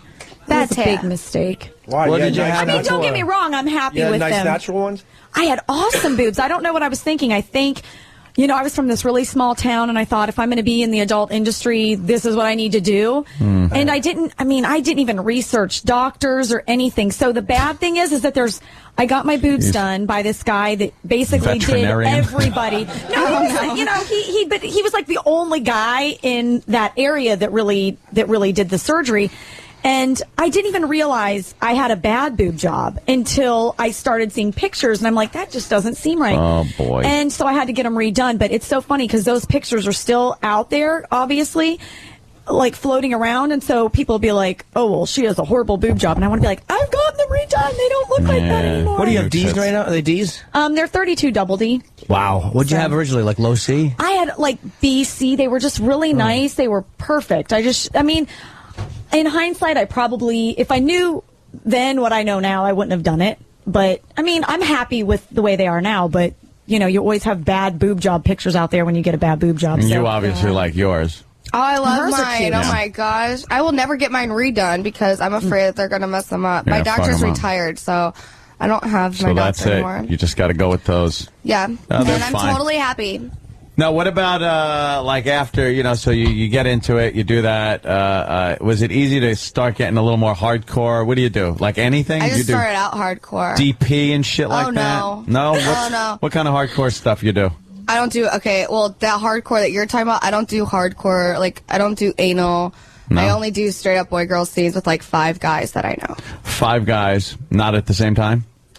No. No. That would be fun, but, I can't be put out like that. Yeah. So there's a line you're that every girl draws. You're talking, the scene starts, clothes come off, you start sucking his dick, he goes down on you, some straight fucking, pulls it out in your mouth, comes on your face. Yeah. Oh, That's how it You goes. are ornery, Anthony. Scene. And Scene. That's the What? routine. You are ornery. No, I was just He's describing. he's the blunt to the point guy. I love it. Yeah. Opie's over there acting completely unexcited about the entire No, thing. because that's cool. I like that because you can fast forward Don't make me come to your over there. favorite shit without having That's to really guess. the Like routine. it's like what's coming up. All right, I want to see a cum shot on her face. I want to see him fucking. I want the back of the balls shot. Like that. You got that Wow. camera down there. Here's He a is little a action porn shot. There you go. connoisseur. Holy mother Oh, of! whoa. Do you remember that dick? That's a nice Yeah. action shot. Yeah. Right That there. was a good one. I came really hard on that video. Wow. Yeah, you're What making video that. are we looking at for the people out there? Where This she's is looking a over her scene- shoulder like, fuck me good. This is a scene from babygotboobs.com. It's part of Browsers. Nice. Baby Got Boobs. And I'm actually having sex with this guy who's my mom's boyfriend because she wouldn't let me go out with my boyfriend. So it's payback's a bitch. So he comes over and, hi, how are you? Oh, I totally seduced him. Your yeah. mom's not home. No, what are I you doing here? seduced him. Hey, what are you doing to me? One of those things. I seduced him. Yeah? Yeah, that's what I mean. It's like you go over and you start going hi, and he's like, well, but I'm your mom's boyfriend. Yeah, pretty much. I pretty All much awkward drag until him his into the fat room. schlong comes out. Did you write the script for this? Oh, believe me, I've seen so many. I love them. I've written porn scripts. Wow. That's a fat okay. Yeah. Come on, he's fucking on the diet. Eric, I'm sorry you had to hear that. Can we get that one off? Thanks. Yeah. Wait, you don't like that one? No, I just don't want that all put out and stuff. Who was I the really guy? don't. I don't know. Wow. You don't like that one, huh? No, can you please change that? No, it's not because it's not a flattering picture. It's Of course not. it is. A mouth is those you look like. What she's... better photo in person? You need to put up this picture. Look how pretty. Yeah, that is. This is a good picture right here. Yeah. Don't worry about that shit. That's right. Nothing. You guys are so bad. Yeah, I know, you guys it's are really terrible. mean. No. Actually, Wait, no, no, Opie, you really are. all the mean tricks over there. He's monitoring Danny's the just- mouse. really are I swear to God. Actually, am I being mean? Yeah. Anthony, you're being great. Fuck, what did I do? Really? Serious. I want to be serious for a second. What did I do that was mean? Because I was just like interviewing you in the way I would interview somebody that does adult films. Yeah, I realize that. All right, I apologize. Do you feel I didn't Anthony wanna- was too harsh in his descriptions? I just would rather be seen as a penthouse pet today and not an adult film hardcore sex don't addict. Oh my God! She Don't said get sex upset addict. with What me. I happened? can't take it. I got Anthony too many. I'm here I promoting got for too many Penthouse. fucking girls upset with me today. Enough of this shit. Why are people upset with you? What's going on? Because I must be a fucking asshole. There's enough big juicy cock for all. Yeah, that's true. Anthony loves you, by the way. Shauna. Fucking I swear to I God. think you're He stunning. adores you. I think you're Okay. stunningly attractive. Well, I'm here promoting my Penthouse magazine for March 2009. Everybody check it out. Thank you. Shit, did I fuck this up? No, you didn't. It's all salvageable. No, look at her face. I think if you go over there and give her Yeah, a foot I'm pissed. massage, she'll forgive you. Wait, she's pissed, Anthony. Go give her a she's- foot massage and she'll no, forgive no, you. My she's- feet totally don't hurt anymore. Mad. I'll give you a foot massage. We'll make She's you feel here better. to promote Penthouse. She is. Yeah. She's on stands right now. So we're here trying to get everybody to buy this issue and Yes. come see us. See, I was at the just trying to Romantic make Depot conversation. in Paramus, New Jersey, That's so all. we can sign everything. But we remember before. Everything was fine before. It was fine Can we before. go back, I can we go screwed back to all up. when it was all fine? Yes, we can. I didn't screw I've it been up. getting trying to be- pissed off for like 20 minutes now. Are you shitting me? No kidding. gotcha? No kidding. What part got you? Like, you guys make me feel like a little girl and you keep calling me cute. And then you make me feel like so dirty. Like, you guys do. You make me feel Well, you got a gross and huge young cock and a in your little mouth. girl. What are we supposed to do? That is Opie does But raise that a is good point. unnecessary. It really That is is. really unnecessary. know. But my getting hands to know aren't you. on the computers Yeah, well, whose at is? all. That would be Danny. Danny. Danny has no Okay, contact. cool. Danny Please pops stop. them up there. I have to say, I think body of work. you're being a little sensitive about Wait, it. 'cause- Danny, No, what's well, up? I mean, I don't. Jimmy. I'm not here promoting come on my face right now. I'm here promoting. Well, it looks like No. you just were licking like. That isn't even what I'm here Look, promoting. this is stuff Come that you've back done in and- your career, right? And This it got isn't you, what I'm promoting today. I understand, but it's something that you've done this in your past. Yeah, if but we had, Danny, if we had she's De not Niro, promoting that This is today. not what I'm promoting. This is not from Penthouse. all right, but if we had De Niro in Right. studio, we'd be talking about Raging Bull and Dog Day After. Well, Penthouse? And, Can I be honest? I think one reason though you got to say this is the video that was on the console for me when I got here. Yeah. Is was that one? a Penthouse. It's called "Bring Me the Head" of Shauna Lene. So it is a Penthouse video. Yes, I'm Yes. here Well, she's promoting promoting that. Penthouse. So but if that's, you- she's saying that's That not is not Penthouse. No. We're The not radio promoting that audience, stuff today. the radio audience cannot see No. that. All they hear is our descriptions. Well, I hope not. How could the radio No, audience see it? they don't see it. They don't see it. So what they hear is us describing we're just- scenes Right. which are sexy of you, which makes people Yeah, want to go out well, and buy I your didn't know she was magazine. getting mad for I am 20 getting- minutes. 3, 2. I thought I was doing very well with you. Wow. Scene from No. Arthur. It's Yeah. funny.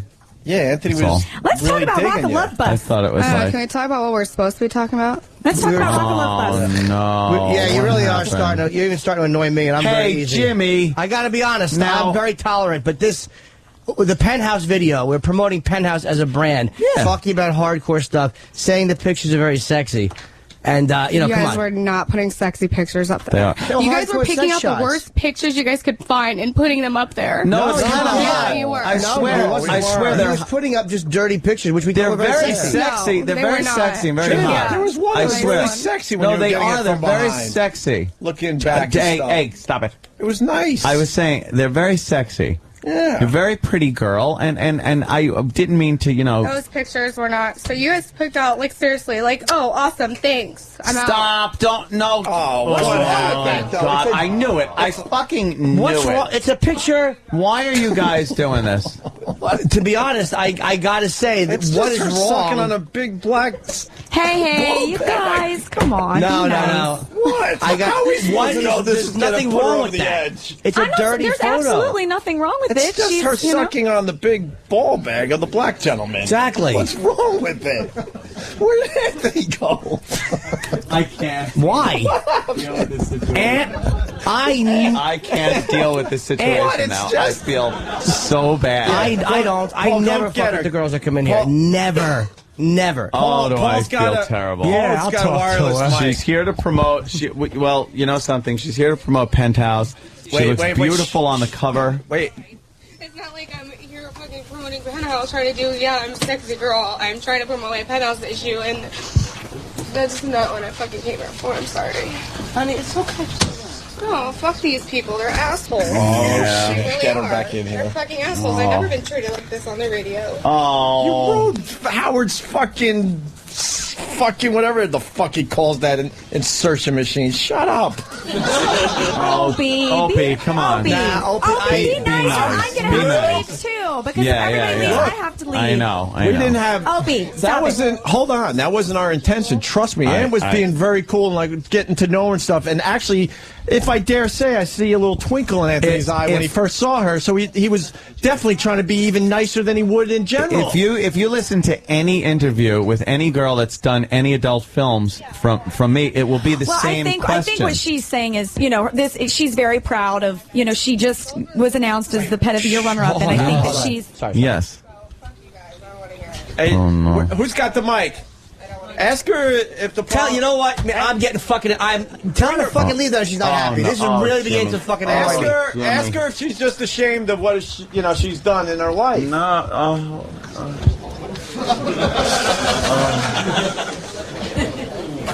Oh no. What's going You on, guys Danny? are putting me in the middle of a very awkward I know, situation. you're really in an First awkward scene was situation shot with a now. fucking good friend of mine. I don't want to fucking hear this shit. Silvera's a good buddy of mine. But I'm And saying she's if getting everybody gets sensitive, no one is upset, shitting on I her have stuff. to leave, and No I one don't is wanna shitting on it. leave. Sam, where is she?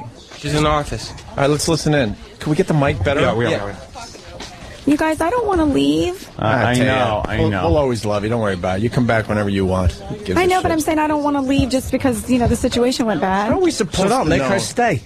I can't make her do anything. She can't make you leave. Sam, what's up? Steve, what's up? What's up, B-Rock?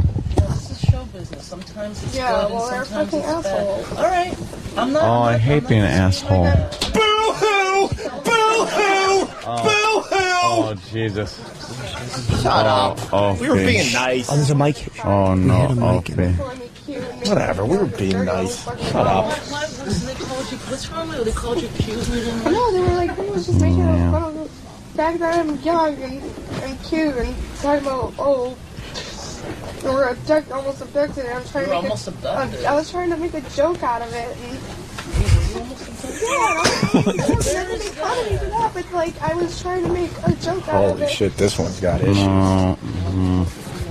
What is that? Why is that common knowledge or something like that? No, it's not. I was making a joke about it, or like, you can't walk on the street unless you're like, or you'll get abducted. Oh, I see. Like I'm being serious, trying to aware people, and like everything I said came back and kicked me in the fucking ass. This is how we learn. Cute ass, too. Yeah. God, Lucky foot. Just saying. She's adorable. This is exactly the girls I wind up with, too. We're destined for each other. Dude, I want to say Me that. and her are but I thought- destined for each I was other. going to say that, but I a thought you'd be cute, insulted. young-looking girl who's crazy as a shithouse rat. Those are the fucking girls I end up with. We're gonna.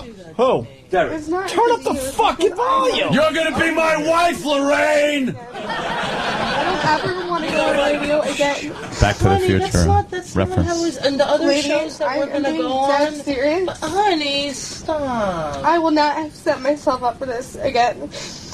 I will not. When you were in New York before? She has no idea what we've done with broads on this show over the years. I think we should talk about something else. Yeah, what's entertaining? I want to hear this. What's Obama doing? Jimmy's like, no. Obama's trying to instill a stimulus package. And it's going to put the world in Hey, a we'll get back to your ego in a second. Hold on a minute. This isn't my ego. I just want to redirect it. No, let her take it. She's being an asshole. Show. Yeah, I don't Okay. trust any other Honey, you people can't know. be Sorry, that way but- just because of one experience, okay? Just No, this show. I will never set my. You gotta understand. I don't want to be set up for another All right. experience. And like, even if I go on another show, they might do the same exact fucking thing. But honey, not So every I'm show is not- gonna. The rest of the day, the shows that we're doing are not gonna be like this. They're the shows that you've done already. Okay. I don't trust anybody right now. A fucking baby. Honey. I really don't. I don't trust anybody. Honey, you got. All right. First of all, forget about us. You gotta calm.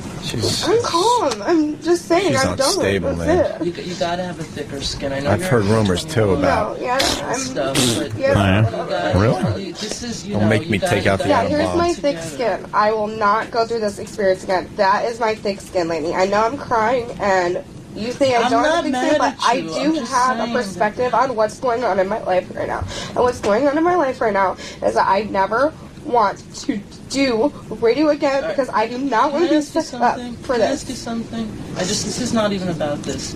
Is there something going on with you? Because you seem that you get upset. Like, is there something going on in your personal life or something, or is this just your nature?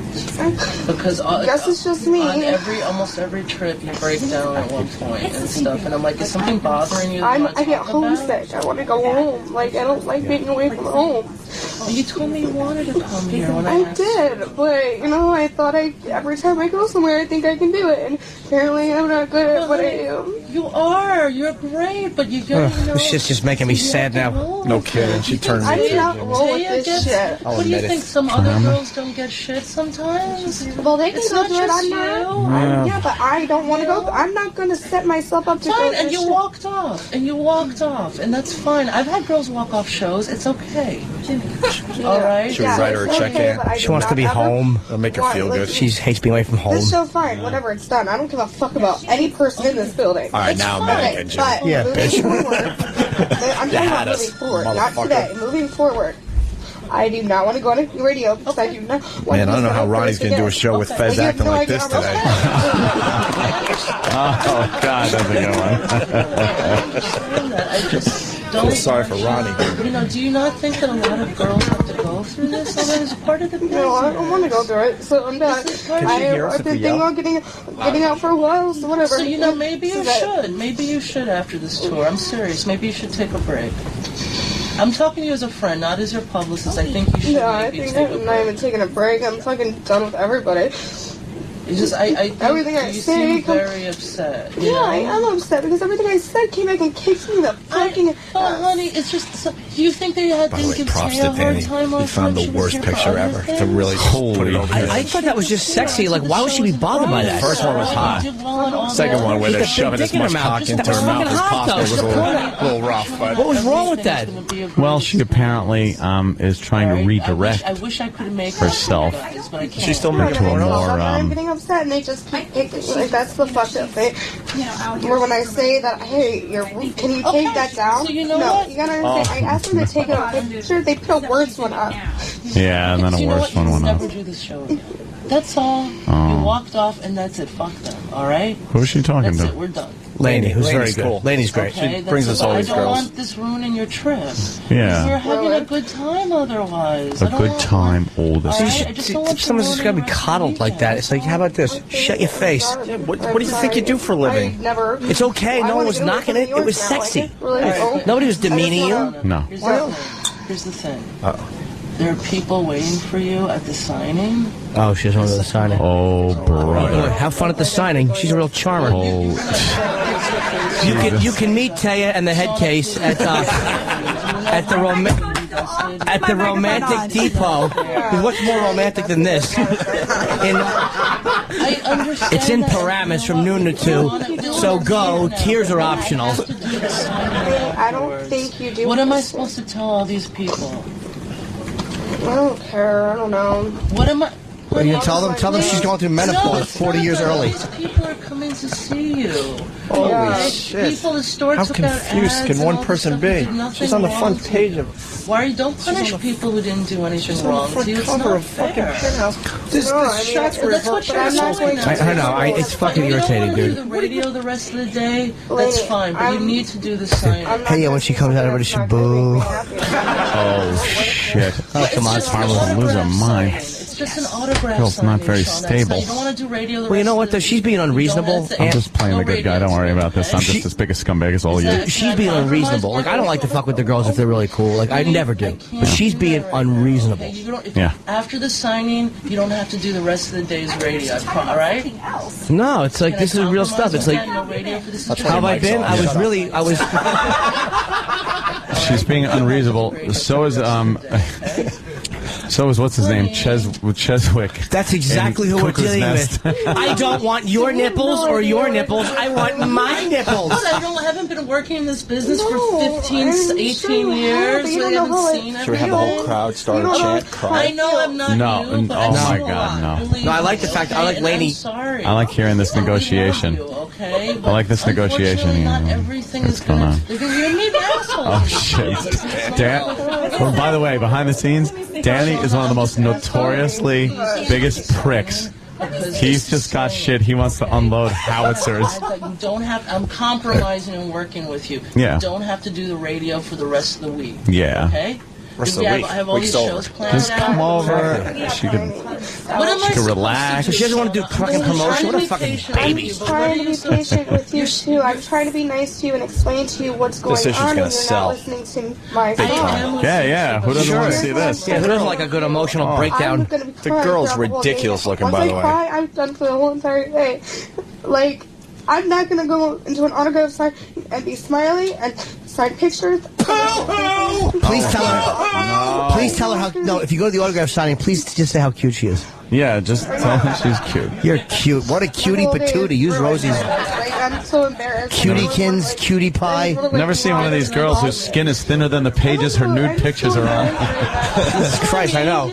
Should we have David go in there and try to smooth things Opie, radio genius. Get David with a microphone. David has to smooth things over with his headset. Just tell him to smooth things over. David, I want you to go in there and go, the guys really want you to come back on the show. Go talk to her. Smooth things over. Smooth things over. Don't just go right Get him with a the fucking question. headset right now. Don't just go right with the Hello, is this question. working? Smooth things over Just first. break into the conversation. Say, agree with her. David. Yeah, that might not hurt. That he. I got it. Oh, yeah, David. Go in, break up the conversation, and go. The guys want to know when the whore's coming back into the studio. It's part of the joke, David. It's part of the joke, David. Yes. You know what, David? We might give you executive intern. Okay, don't say status whore. Just say, look. Okay, no, just say when the cute girl's coming back in the studio. I don't say when you're coming back. They want to know when the cute girl is coming back in. What the fuck's wrong with that? What kind of autograph sign Go. I'm gonna do? Go ahead, David. Break into the conversation. David, go. Does he got a microphone? He doesn't need one. There's one in the office. Derek, turn that up a little. All right, shh. Here we go. I can't. David's gonna I break would have in. been able to do it if I'm not so fucking embarrassed out of my mind. There'd be no problem. Honey, you have no reason to be embarrassed. Yeah. What did you do to be? What did you do? You didn't make a fool out of yourself. You didn't do anything wrong. You didn't do anything. Yeah, right. What? You're not listening. Really not what they said. So what do you give a shit, honey? You can't. What do you care about what Because everyone's they're ruining saying? my image on the fucking radio. Oh no! No one listens to this show. Don't worry about it. I put myself in that fucking position for people to use me. Yeah. No. They want to know when she's going to come back I'm into not. their room, and like They want to. they really, Yeah, I'm not. they really are upset at what they did to her. And they Yeah, I don't apologize. care. They were- She's really. I'm not kidding. I'm done. I'm Believe me, I'm trying not to- ever going on the radio again. I know she's upset, but so are the guys. Like Anthony's really upset. You didn't mean to. Well, I do not care. All right. Make up to her and apologize. What happened? I need when you come back on just for a couple No, minutes. I'm not. No. I told them I was upset and they just kept She fucking doesn't have to me. like talk or anything. Oh, they're just No. really sorry. They like to apologize to her on the air. They're sorry. Did you hear what they said, honey? I hear it from you. Here, you take this mic. I'll tell you, way to go, man. Way to bring us a head case today. Yeah. Thanks a lot. I blame you. No, they told me. They told me. They pushed me out. I blame you. No, you can't. You blame me for everything. You can talk here. All right, well, that's just wonderful. Maybe I can help. Well, we're going to be at the Romantic Depot in Paramus, New Jersey from noon to 2. Oh. So come see us and I will sign things and give you hugs. Aw. What's the matter, E-Rock? All right. Look, our people are waiting for something to happen. Oh, they trust me. They're here for a classic. They're not stupid. But you guys are still having fun, right? Yeah. Get naked, will you? I'm like bummed out now. I don't even. Here's someone that knows who she is. Now go get naked for these guys. Oh God. Opie, Anthony, I don't even know. This is. I didn't say anything. You want to talk to Shauna? I was being really nice. Anthony, do you want to go talk to her? Should I? Go give her a hug or something. Go say you're should be sorry and give her a okay. hug. She be okay with that? She gonna Maybe. yell at me? Well, grab the I don't get yelled grab at. the But mic say so you're she knows sorry she's on and the give her a air. hug. Grab the mic so she knows she's on the air. Take the mic there. Ant's good at this stuff. I don't want the headphones. That's too much. I don't need this. Oh, anyway. this is ugly. Hi.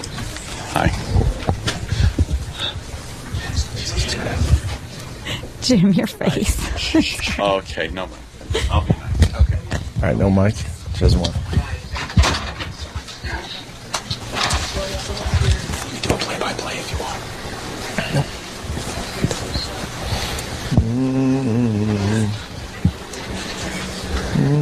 Is this on? Yeah. Anthony's talking to her. Okay. There's no Michael Ad in the room. Okay. He's trying to smooth things over. Right. Some of her conversation was being picked up by the audience mic. What's going on, Sam? She gave him the dismissive thumbs up, and is just nodding him off and saying, "I know. Let me see what I can do here."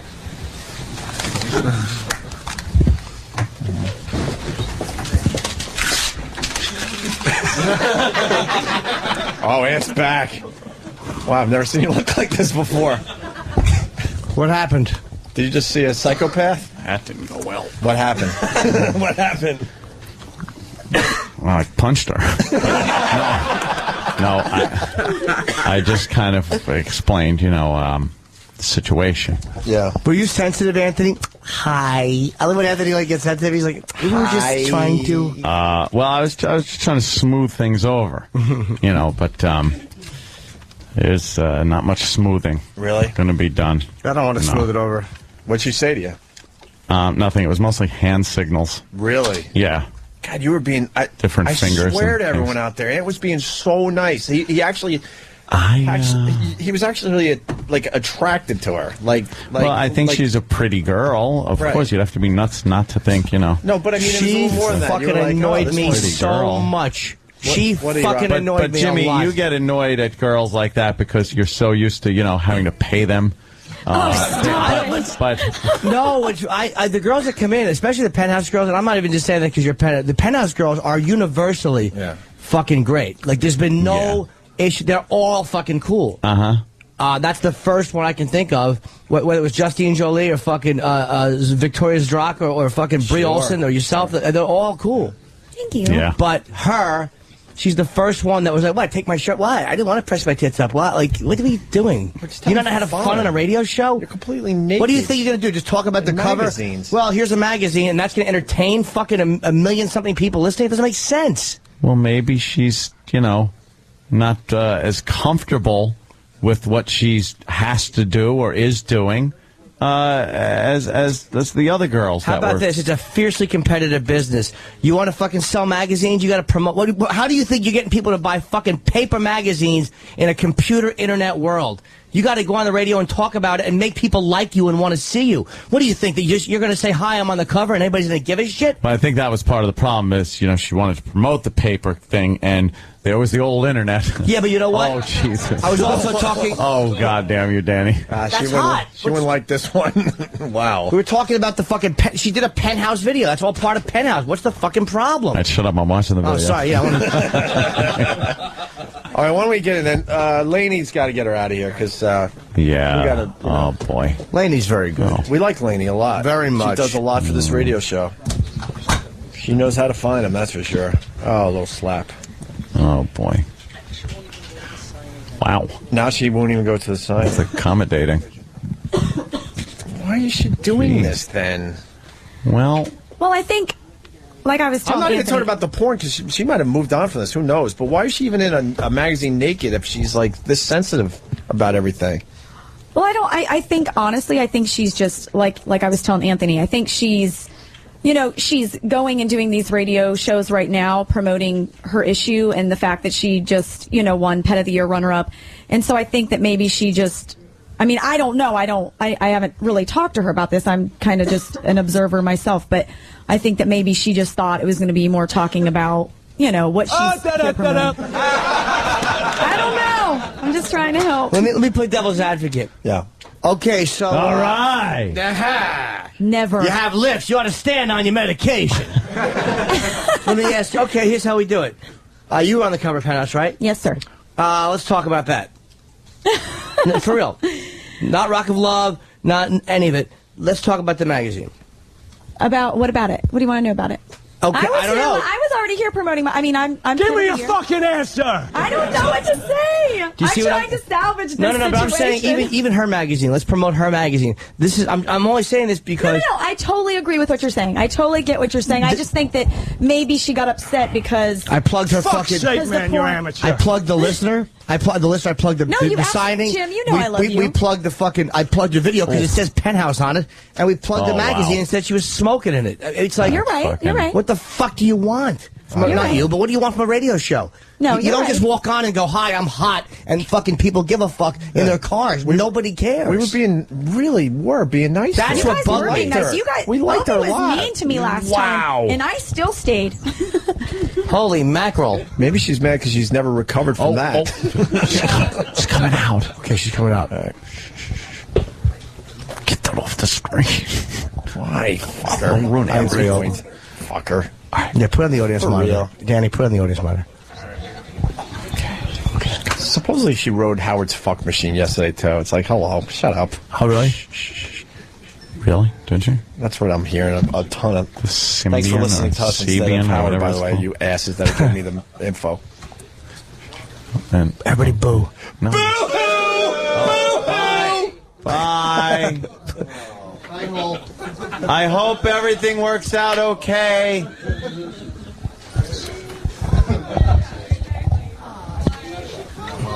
If you need a Little Mermaid room to stay in, I know where there is one. I'm giving away a room. Oh, man. Where's she now? Holy fuck! It's amazing that doesn't make her cry. There's a giant penis in her hiney. It looks like the fucking. It looks like the fucking Titanic going into the Lincoln. Speaking of Lincoln. I know. Wow. That video makes you realize the mistake.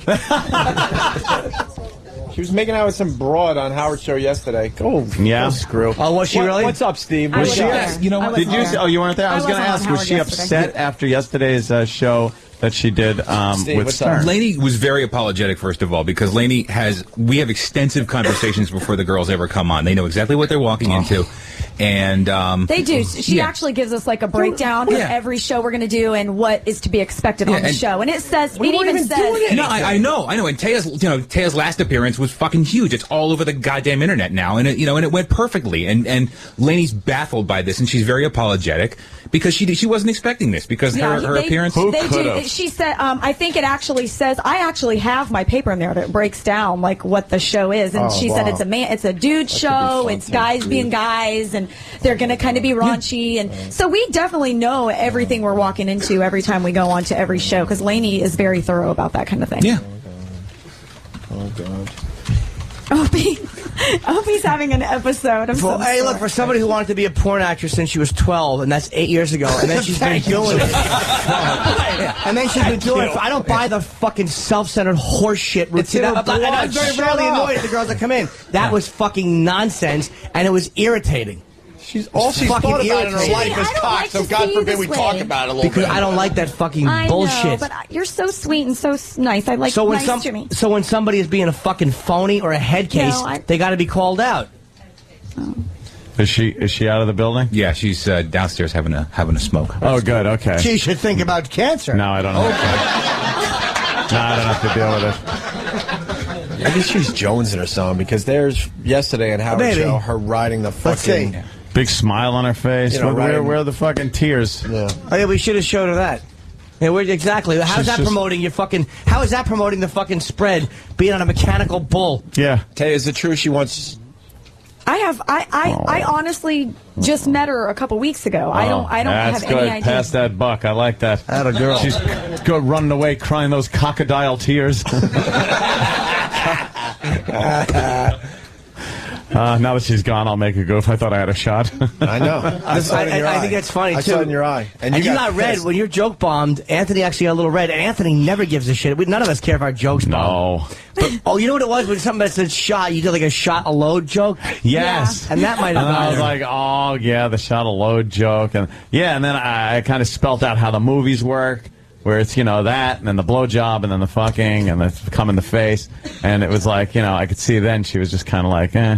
Once I saw the eyes welling up, I just stepped back and left it to the fucking 2 destroyers to move in for the kill. I usually don't do that. I'm the picador. Hold on. I go in there and just stick a few swords in. You guys are the I got to matadors. slightly defend myself. Oh, what? I was ready to destroy her, and Jimmy and I both felt at the same time when she goes, I'm homesick. Then I was done. I'm like, all right, Then I felt leave her bad alone. for her, yeah. And then she went right back to trash us. I'm like, fuck it. Then I got annoyed when I found out that she was on Howard's show doing stuff. She's homesick. It's terrible, isn't it? It's terrible. Sorry. Tragic. If you're on one show doing stuff, and then we're actually not Open the being window dicks. so we could yell at her on the street. Oh, my God. You guys. And then we could throw some mustard on her, too. I want to lay her down and put a door with rocks on it on her, like in Crowhaven Farm. I knew it. Nobody saw that movie but me. I want to punish the heretic. Well, I know, went over everybody's head, including the people who were in Crowhaven Farm. It scared me when I was a boy. I made wee-wee in my Toughskins. I want to thank Taya for wrecking the show today. So, because God. we're going to have to leave now. Opie, Taya I'm was very so nice sorry. today. Go see Taya. Go to the sign and just to Taya support rules, Taya actually. Parker. You'll love her. She's she's great, and The other she's one. on she's on Rock of Love bus. I mean, and, the other one's hotter, but Taya rules, so you should... honestly, don't think so. I think Taya. I'm much more attracted to Taya. Oh, thank you. I'm not honey. even. seriously. I mean, she's a pretty girl, but Not Taya, you're yes. you That's fucking. okay, Opie. I'm not for everybody. That's why you beat her. Hands down, you humiliated her in the fucking Penthouse of the Year thing. They only gave her a sure second to be did. polite. She actually came in 11th in the voting. I know, the Gucciones faxed me. Oh, wow. You should have... Well, you can come see me at the Romantic Depot, noon to 2. Is that a in porn Paramus, place? New Jersey. Yeah, it's like a... It's Paramus, by the way. Don't say Paramus. Yeah. Anymore, this is not Manhattan. I'm sorry. That's I don't know. I've never heard felt of like it it till today, now. though. Damn, Manhattan. So what do you? So you got your. What are you doing after this? I'm actually on VH1 on Brett Michaels' show, The Rock of Love. Oh, It airs every Jesus. Sunday at 9 o'clock. And you guys can go to my website, TayaParker.com. TayaParker.com. TayaParker.com. Hey, that's wonderful. And what about, what's her name there? Shauna Lene. Psychopath. When is She could go to- And psychopath? I Is that believe her website is bootyhootyhoo.com? Come on, sports fans! I want to bounce a basketball over her head. Like You're Grace gonna squirt? Santini. You're gonna squirt? Have you guys been watching Rock of Love Bus? You guys had Brett on here, right? Yes. What, did he say anything nice about me? He did. He actually raved about you. I have not been watching it because I had a fucking problem with my stupid DVR. Steve has seen every episode. Tell her what you were saying about the one episode you did. Just fucking say it. Opie, I can hear you. I have headphones on. Hold on, Tay. Steve's gonna what was the one episode Steve, that bugged you? Gotta tell her. Steve loves this show. Oh, I do. I love that show, but I have privileged information, and I can't. You have privileged Yes, information? I do. I can't. What? Share You know, with the I rest can't. of the I No, can't do just tell her what you like, what you were watching that you enjoyed. Come on. There was one part he fucking wouldn't stop talking about. Just tell her. It was the part where the girls got really drunk and made out with each other, and it was just very impressive. Oh, Which time? What? Which time? Well, that's the part I was talking about. What? Yeah. No, I tell her wasn't which drunk time, making though. out with any girls. No, He's but not wait. talking about me. No, but wait till the time. The one with the thing with you that you said. Tell. Come on. Right. Just fucking say What, it. part with the dog? What? Oven I mitts? like the part with the dog. What are you talking about? Why are you Go shy ahead. now? Tell her. Go Don't be ahead. shy. I know he's afraid It's you're on mad. TV. Everyone has seen it. I know. That's what I'm trying to tell him. I have no pride anymore. Go ahead. Tell What her. is it? Tell her. It's the part with the What? the oven mitts and the dog. The parts with the oven mitts and The the what? dog. What are you talking about? We'll cut this out of the replay, Daddy. What are you talking about? It's just an improv thing. Yeah, I know. They're trying to... No, but I tell He's her... trying to get me to admit to something. Like, No, what, did you see I'm that? not. No. Steve's just being shy. Because I'm like, you got to tell her that thing you were telling us. He's like, well, she'll get really mad at me. Listen, I don't get mad. If it's on TV, listen, my life is an open book. You can ask me about anything you want, and I will be honest. Of course. Go ahead. Have you ever taken it in the shitter? I have not. Okay. I think you told us that last time. Were I you the have one that not. fell off the stage? I am the one that See, fell off I the watched stage. the show. I am. She was doing a roadie thing. She And it fell was off the stage. hysterical. She was crying a little bit, but you know what? She was a trooper, and then she got back up there and started doing more of that roadie. No, I started crying after I fell because I really hurt myself. I actually fell off a 6-foot stage on my back. But then you went back You're to all a work. bunch of crybabies. No, I wasn't actually. Like I jumped me when right back spaghetti up and hits the started wall. working. I think I did a really good job, actually. Yeah. Steve, what was the thing you were going to ask me? Don't try to skirt out of I'm here. not skirting out of here. Come on, cough it up. Cough it up. It'll be Cough white, it up. viscous, and salty. Are you implying that I'm homosexual? Yes. No, so yeah, all right. tell her, man. Just tell her. Just tell me. I'm not. She's sensitive about fine, these Steve. sort of I things. told you she's very cool. It seems like you're Steve very... thinks you're really uptight for some reason. I'm like, there's no way she's uptight.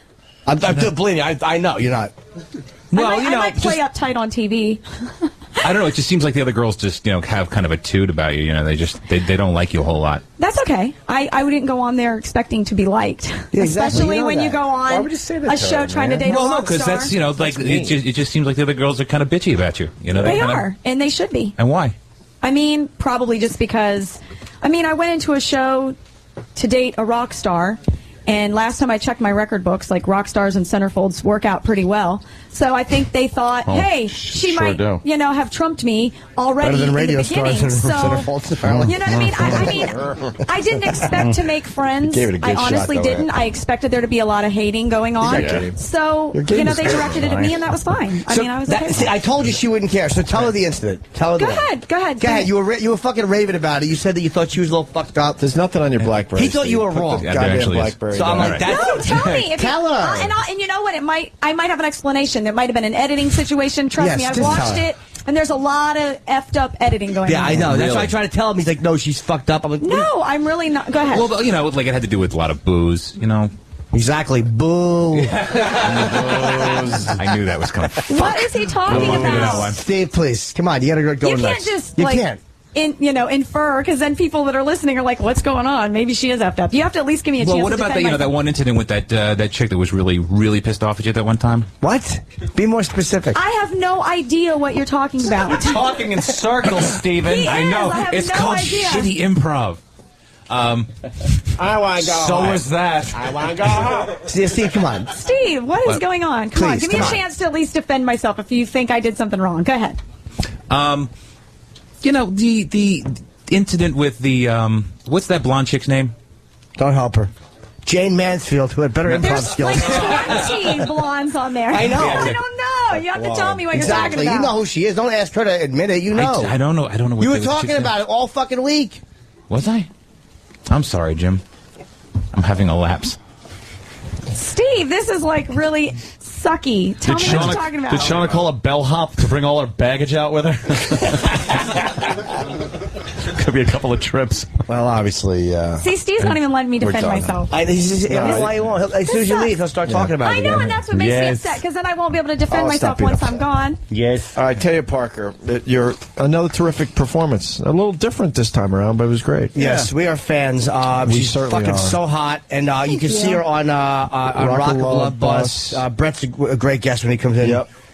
And you can also see her today in Paramuse, New Jersey, from noon to 2 I don't know how to say it. at the Romantic okay. Depot. And you can meet Tiyat Perkier.